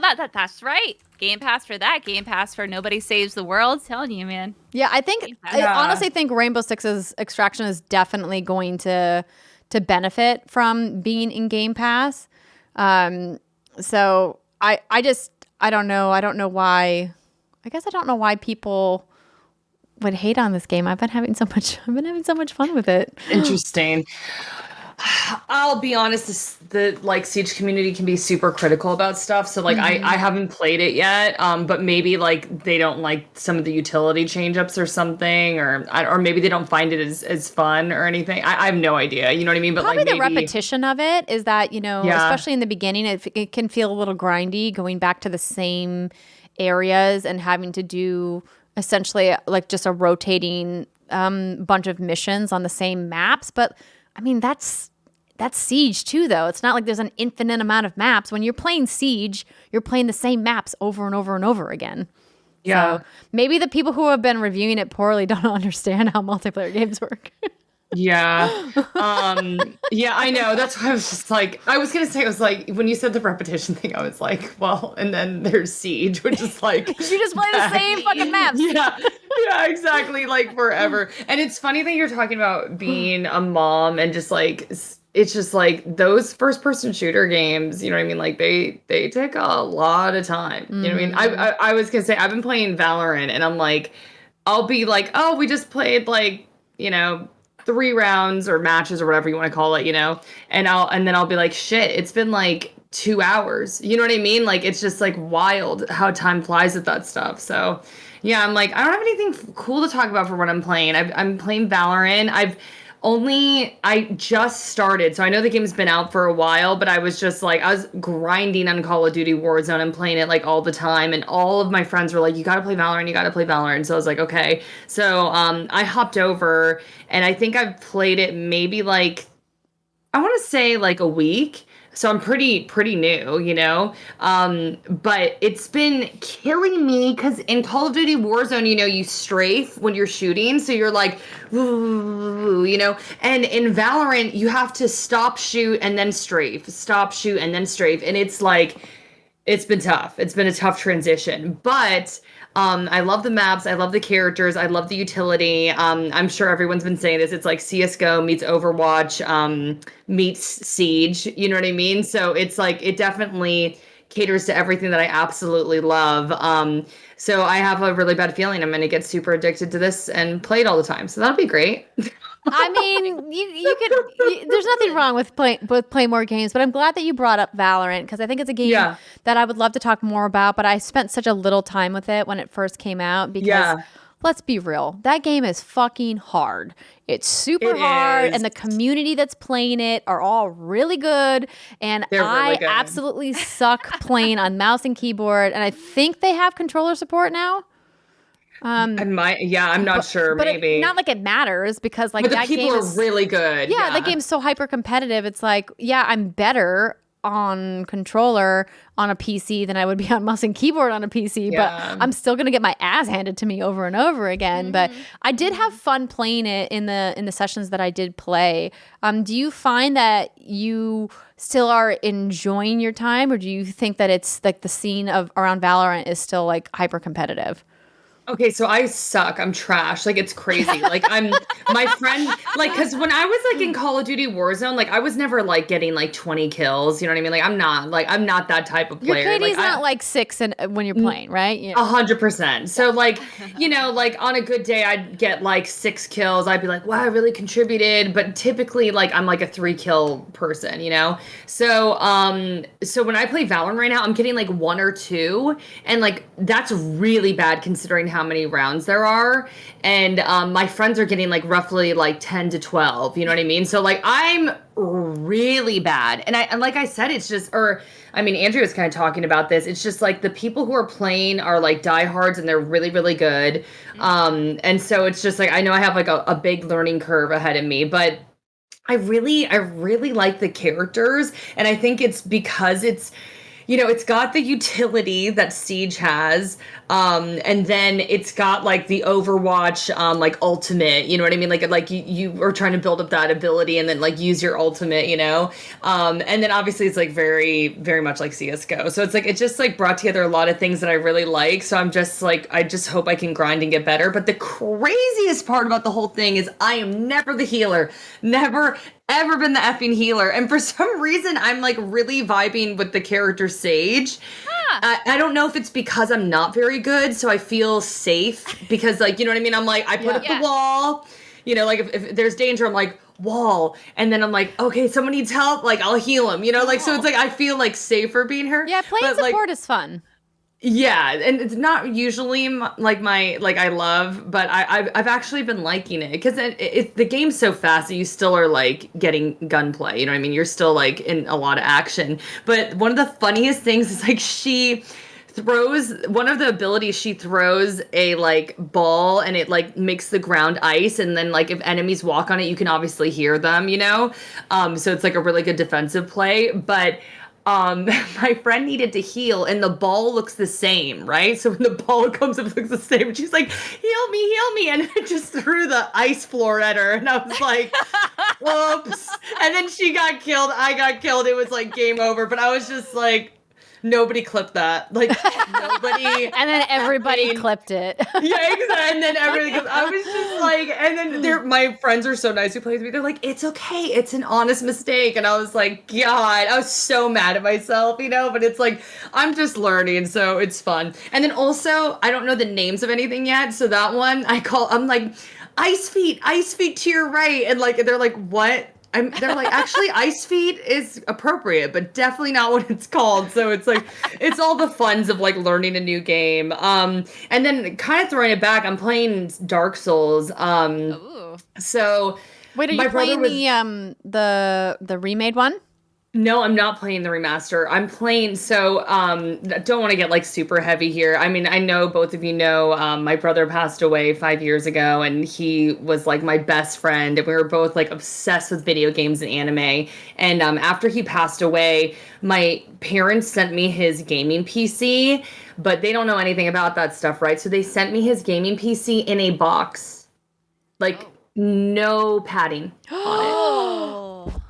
Oh no. Exactly. I'm so like your guys' reaction. Like, not many people understand that. Like, unless you're a gamer, because my friends will be like, and I'm like, no, you don't understand. Like, you know what I mean? You hand carry CPU towers, right? Like 100%. Or they're like, I got one from AMD, and it was like in rock hard foam and like a foot of styrofoam around it. Yeah. 100%. So I had to rebuild that thing from scratch, and it was actually like a really emotional, like kind of cathartic journey, but like I've taken it. I also got access to a Steam account.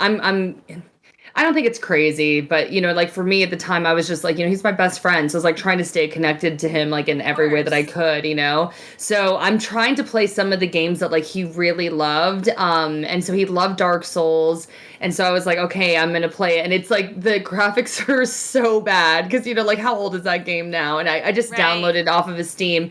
But everyone talks about how hard that game it is. And undoubtedly it is the fucking hardest. Like, it's insane. And I think it's even harder because it's not remastered. So it's like a little why did you do that to yourself? Why didn't you just, the remaster was so well reviewed. You know what? I probably should just do it. But then I was just like, I just downloaded off of Steam to just see if I liked it. You know what I mean? I'm like, am I going to fuck with this or not? So I am. It's amazing. And it's one of those games that it's like, Brittany, you're talking about like the mindless grinding. I know it's like super frustrating, but like sometimes it's just like nice, like killing all that stuff and then going back and strategizing differently. And like, like believe me, there's sometimes like I'll be positive for 8 rounds and then the 8th one I'll be like throwing my controller. I'm like, fine, but there's a part of it that's like really, really nice. And then I feel like kind of connected to Ian while I'm playing. So it's been a really, really like nice experience lately, like that I've been doing. But I think I might have to just get the remastered because it's like glitchy and they're like just so like blurry, you know what I mean? So I'm like, okay. I'm sure he would understand. He would be like, what are you doing, Jacki? Play the cool thing, the new thing. Exactly. And then I think I'm gonna have to try Portal too. So the first Portal, which I know everyone like speaks so highly of. Oh my god, it's one of the best video games ever made. Oh, I love how you guys lit up. Yeah, so I'm like, I think that one will be after Dark Souls. So. Oh, that'll be a much different experience, a much more lighthearted experience. Yay! You will love it. Portal. And what's great about the first Portal is it's also a very short game. Yeah. It won't take too much of your time. And then Portal 2 is still one of my top 10 best games of all time. Oh, I love it. It's like gaming perfection. It's just so good. Oh God, Valve, make Portal 3. Just do it, you cowards. No, do it. I know. Microsoft to buy Valve. Oh my gosh. Oh can you girl. imagine? Okay, we're gonna end on that note. If anybody could afford it, maybe they can't anymore. I don't know. We said the same thing after fucking ZeniMax acquisition. Remember, we're like, they're gonna take a break. I know, but again, $70 billion is not to be overlooked. That's a big chunk of their cash. In cash. They were like, let's just add that in there. They're like, I was can we just get a discount if we pay cash? I know, seriously. I wonder, shave $1 billion or $2 billion off. Like, what was that negotiation like, right? Like, they're like, okay, well, you take like $3 billion off. What was the incentive of paying with cash, and like, how much did that reduce the price if it did? I don't know. You know what I mean? But I'm just like, how did that negotiation go down? Like, I'm like, I can only imagine. So. To be a fly on the wall for sure. Yeah. But it's been so wonderful having you. We do have just a couple questions that we'd like to ask, because I feel like I need to do a whole separate podcast with you talking about everything you've done in video games, and because we had talked so much about this Xbox news, I was like, we have to get you back on the show so we can talk about it. But we do have a couple questions. Anytime. But first and foremost, I want to thank y'all for bringing me on here. Both of you are legendary in the scene, and when I've met Andrea like a few times, but I will never forget when I first saw Andrea in action, and it was a few years ago. It was at E3. I think you were hosting EA Play, probably? EA Play 2018, right? Yeah, I was like, I think that was it. Yeah. And I was just so blown away, like how talented you are, and just like, and I was like, I want to be like that. You know what I mean? I'm like, I hope like I can have an energy like that. So like, I've been like a big fan for a long time, and then obviously like a big fan of the show. And like Brittany, you're just a staple in this community. And you know, when I met with Andrea at the Arcane event, I was just like, you know, like, us gamer girls have to stick together, and like I just think you all are doing something so great with this podcast and your like whole movement. So thank you guys for having me on, and I'm definitely more than happy to come back whenever. And yeah, I ain't gonna lie, I thought I was gonna be just like chilling with y'all, and then I was like reading 80 articles today. I was like Wall Street Journal, Finance, Yahoo. I was like taking notes because I was like, you know, like this isn't like something like you can just, you know, like you got to know your facts and research. So I was just like cracking up because I was like, oh God, of course when I'm gonna come on. Yeah, but I had a blast. It was really fun talking to y'all. So well, that is very, very kind of you. But I mean, you have been doing some amazing projects, and I just like sprinkled a couple of them at the very top of the show. But friend of the show, Jared Petty, wants to know, how does Jacki endure being the best and also perfect in every way? Okay, so Jared, no my pressure. answer to that is, how do you endure the burden of being the best and perfect in every way? Jared's just another, like, what's so great about the industry that we're in is just like, God, I've met so many like amazing humans, and Jared is like undoubtedly like one of the best human beings I've ever met. And the craziest thing is that I followed Jared before I even got into the gaming industry. I was still a TV news reporter. But you know, I liked video games. So I was like, oh, he's cool. You know what I mean? So I always loved his stuff, but like I said this on his podcast, and I like broke down crying on his podcast because Cancer rising, y'all, you know, I get a little emotional sometimes. But sorry if y'all ain't into astrology. No, I love astrology. Let's go. Okay, good. I was like, that Cancer rising came out hard. I was like, oh my gosh. But he used to just be so candid about his mental health on Twitter.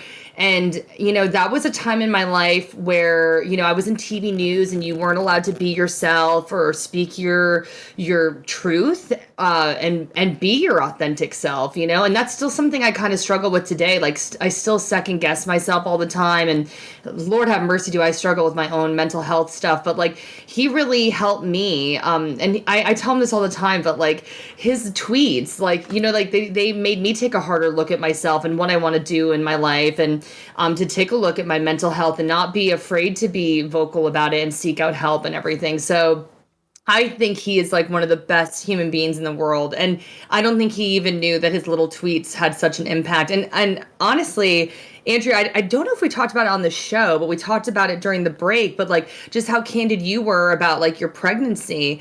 Like, you know what I mean? For me, as someone who hasn't had a kid yet, like I was like, thank God people are saying this stuff, you know? So it's like, I don't know. I really appreciate people speaking their truths, but it's also really hard. And I think it's very brave. So like props to y'all, because all three of you are really good at speaking your truths. But Jared, I love you. I ain't even going to answer that question because you silly. It was kind of an unfair. Jared, I love you. An unfair question. I know to begin with. So let's go with a more realistic question from Devin. What was Jacki's game of the year last year, and what is her favorite art style / direction in a game? Oh man, what was my favorite game? Resident Evil Village. Yeah, I can't believe I even had to think about that for a second, actually, because I was like, oh, and then I was like, nah. Obviously, as a tall lady, I'm 6'2", so I mean, we gotta love the other tall lady. Though she's like, what was she, 9 like 8 feet tall, I think. Okay, yeah. I was like something absurd. God, whenever she ducked under a doorway, I literally was like shitting myself. Yeah. Like I don't know why it was so scary. I remember that because it's 69 backwards. Oh, hey, okay, now I get it. That is Giggity. 100% what they did there. But I don't know why she scared the shit out of me. Like, you know when she's just like following you around the house, and I was like, clomping with her shoes. yeah, and I'm like, why is this scary? Because like I know I can run from her, and then also I can always go to the fat guy and be safe. You know what I mean? But for some reason, I would just be like sweating bullets, screaming. But without a doubt, the most traumatizing part of that game was the slime giant baby. Oh God, dude. Brittany texted me and was like, I don't know if you've gotten to this part of the game yet, but it was really triggering because we both were still pregnant when we were playing that game, and we were like, oh God, this is terrifying. Yeah. I didn't even think about that for you two, but here we were like moms to be, and I'm already terrified of that. And now there's this giant slime like fetus going dad in the hallway. I'm like, fuck. Like, oh no, this is what it's gonna come out like. Oh, and did you guys get caught by the baby, or did you escape effectively? I was playing on baby mode, so I never got caught. So you got caught in the elevator. Britt, that was the most horrific way anyone could ever go. It was, I can still remember it vividly. Like, I was just like, and the crazy part was when it was going down, I literally didn't talk for like 10 seconds. Like, my stream was like, and I literally just sitting there and I was like, because I was just so traumatized at how it kills you. Andrew, you might want to go. Actually, no, don't go back. I'll find it. I'm sure there's a clip that exists on YouTube of somebody dying. Maybe I'll just go to your Twitch channel and watch it. Sticks you down its like throat, and you're trying to not go in, and then you go inside, and there's like green. It was bad. Yeah. I mean, like, I literally had to take off my headphones and just sit there in silence. I couldn't handle it. Yeah. Oh. Yeah. So anyway, that's my answer for that. That was top notch. Art style direction in a game. Is there a particular type of art that you really gravitate towards? Like, for me, that's a really good question. I gravitate away from a specific type of art. There isn't like one that I gravitate towards, but maybe you're like, I love cell shaded, or I love pixel art, or I love. No, I absolutely hate Fortnite. I don't know why, because I love first person shooters, and all my friends are like, let's play Fortnite, and I'm like, I don't know why. And people love, obviously, I don't need to tell you all, like, people are obsessed with that game. And for some reason, the animation just, like, doesn't hit right with me, which is funny, because I think it's not terribly far off for Valorant, but for some reason, Valorant's, like, a little bit more anime, so... Oh, but the shooting in Valorant is so snappy. Yeah, I don't know. For some reason, I could never get into Fortnite. But honestly, I like stuff that's really unique. So Nobody Saves the World, like, really hit. And I do kind of like retro stuff. I know we were talking about Celeste earlier, and all I could think of was that looks really fun. And actually, dang it, I probably don't have the article. But I was looking at big games coming out on Xbox, and there's one where it's supposed to be very retro looking, and I think, like... pixelated and stuff like that, and it was bringing me back to my youth with, like, you know, Sega and all that stuff. Like, it looked like straight out of something like from like Streets of Rage or something. And I wish I knew the title. I was just reading about it, and I was like, I low-key like some retro stuff like that too. So yeah, there you go. Yeah.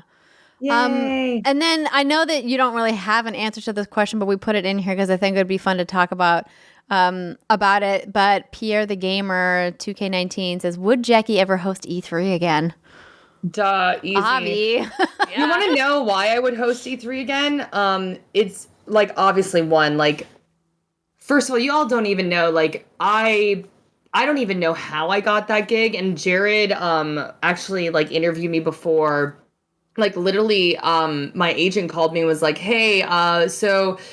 you know, they reached out and, you know, they want you to work for E3. And I was like, oh, cool. Like some like ancillary stuff, like some like side videos, like on their social media. And he was like, no, they like want you to like host E3. And I was like, oh, cool. Like a roaming reporter or like a correspondent. They're like, no, they want you to host E3 with like Greg Miller and Golden Boy. And I was like, You know, like I like literally didn't even know what to say. And obviously like super humbled and like grateful because obviously there's a lot of amazing women in this industry. I'm sitting next to two of them virtually. I guess not really sitting next to them, but you know what I mean? We're all together. Yeah. But I mean, like I honestly don't think I'd be here without y'all. Like, you know what I mean? It's like you two have been super inspiring to me. I do want to give a shout out to Naomi Kyle. Like that girl.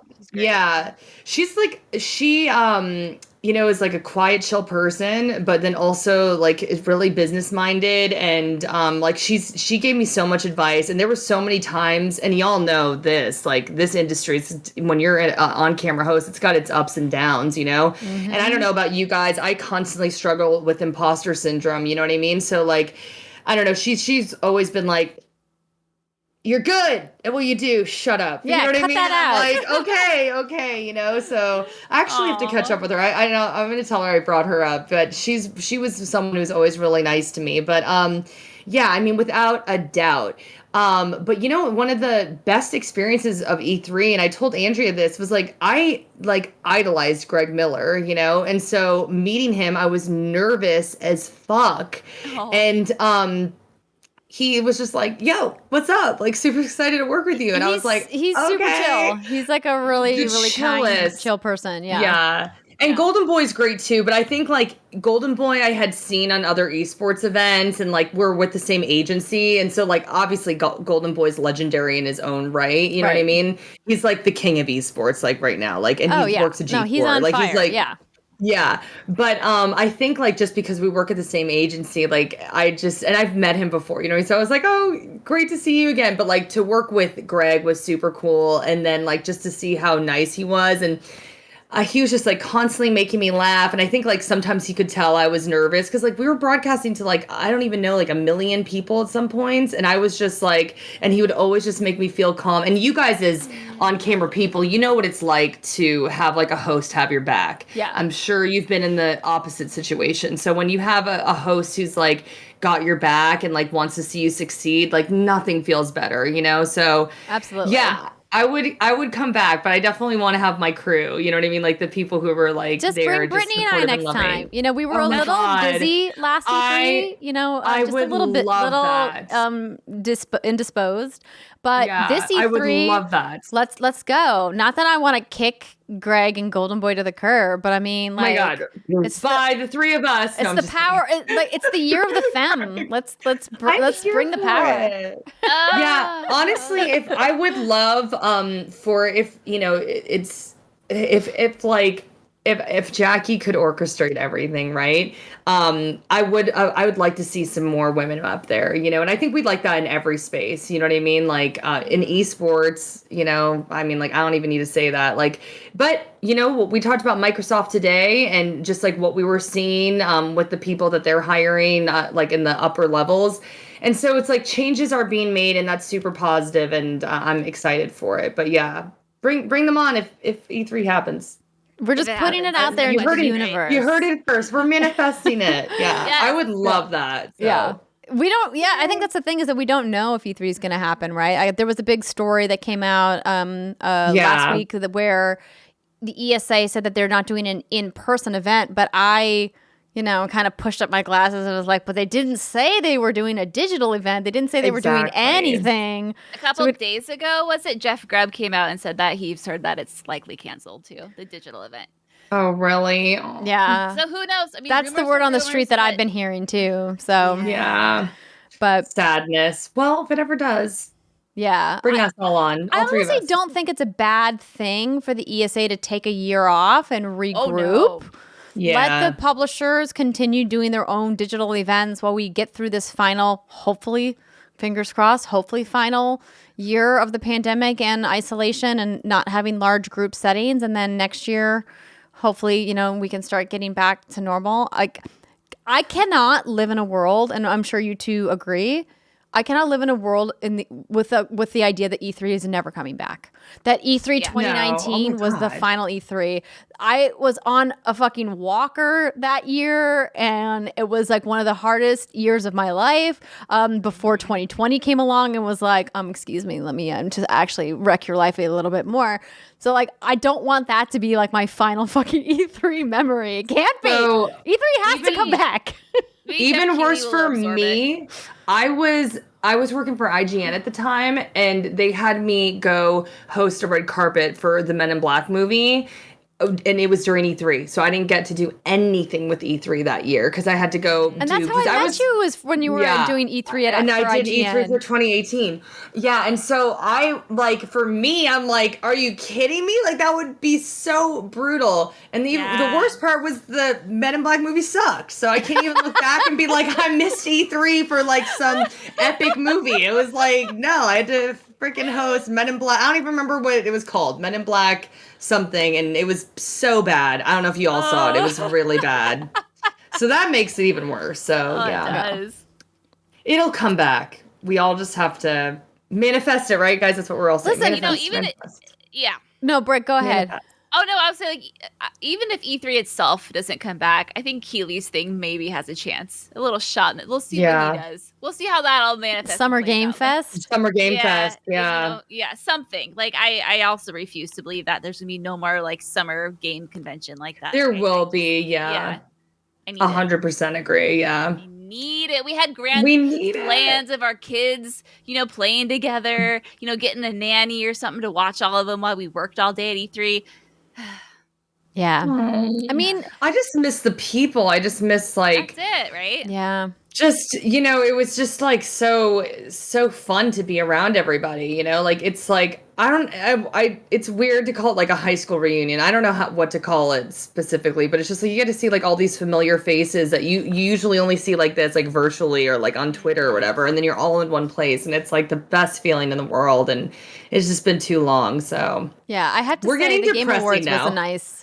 was a nice like it was just really good to like have not only have an in-person event again, but we hadn't seen, like you mentioned, so many of these people in person for so long. And so it was really nice to kind of see a bunch of industry people all in the same room together. And as far as I'm aware, there wasn't like a major like pocket of people who got COVID or anything, because everybody was safe and everybody had to be vaccinated and show proof of vaccination to go. And so I think, Jeff Keighley, as the executive producer of that show, has shown that like, hey, we can do events if done properly. And he is obviously killing it, not only with the Game Awards, but what he's doing with opening night live at Gamescom. I mean, he's coming for the ESA's lunch.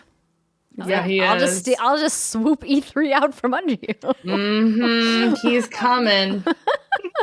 All right. Well, Keely, we're going to lay all of our hopes on reviving E3 at your feet. Don't feel the pressure too much. But Jacki, it was so wonderful to have you on the show. Thank you again. Please let everybody know, where they can follow you, what you're working on. Like, what can we expect to see from you?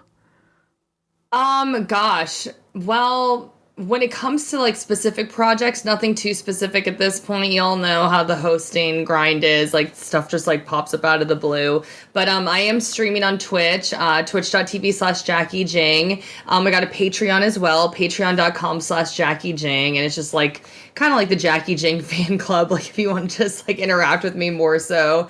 And yeah, that's about it. I got a TikTok, I'm on Instagram, I'm on Twitter, obviously, YouTube, Facebook, all the different social media platforms, and I update them a lot. So, yeah, I'm obsessed with TikTok. It's kind of a problem. Yeah, I saw you. I messaged you that I saw you hosting on TikTok, and I love that they're doing more gaming content. Yeah, they're really trying to break into that space. I mean, like they have a TikTok gaming, like I guess you'd call the TikTok game. Like, okay, so there's anime TikTok and there's like gaming TikTok, right? Like there's niches, right? There's like home TikTok and dating TikTok.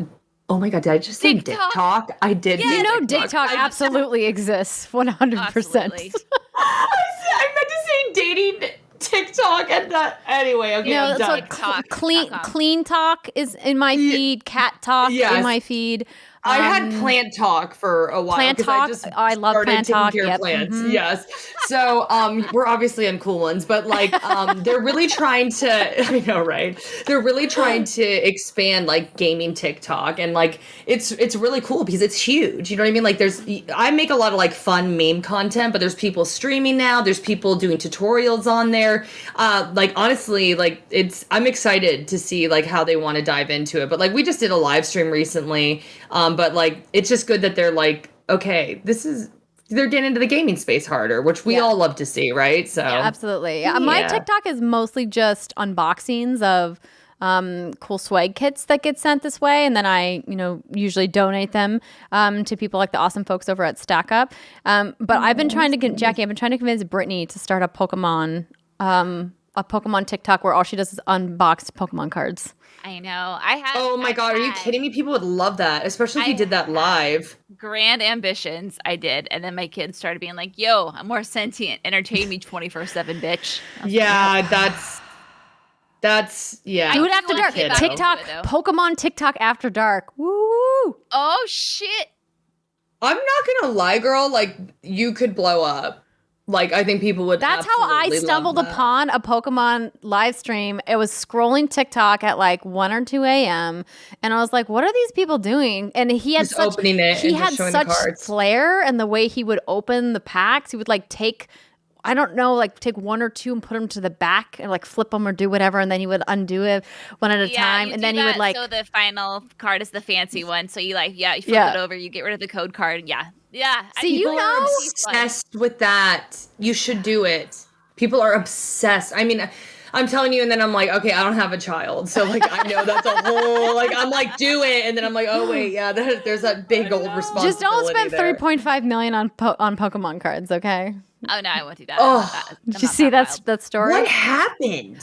Yeah, like how? I'm still convinced it's all a ruse. He denies that it's a publicity stunt, but I think that it's fake. You're right. He's just trying to be relevant. I was like, there's no way you could be that dumb. And also, that's low-key just, if you're just dropping 3.5 mil on, I guess, what were they, like fake Pokemon cards, right? Or like, I just like, please use your money better if you have that much damn money. You know what I mean? Like, I'm just like, I can't. But we could go... Yeah, we could on and on about that. Yeah. Logan Paul, by the way, that's who we're talking about. Oh, yeah, sorry. Lost $3.5 million on fake Pokemon cards in a card scam. Not that you should feel bad for him, because you shouldn't. He's fine. Yeah. But what we're saying, Brittany, is we love you and we love your love of Pokemon, and there is a whole world on TikTok just waiting for your love of Pokemon.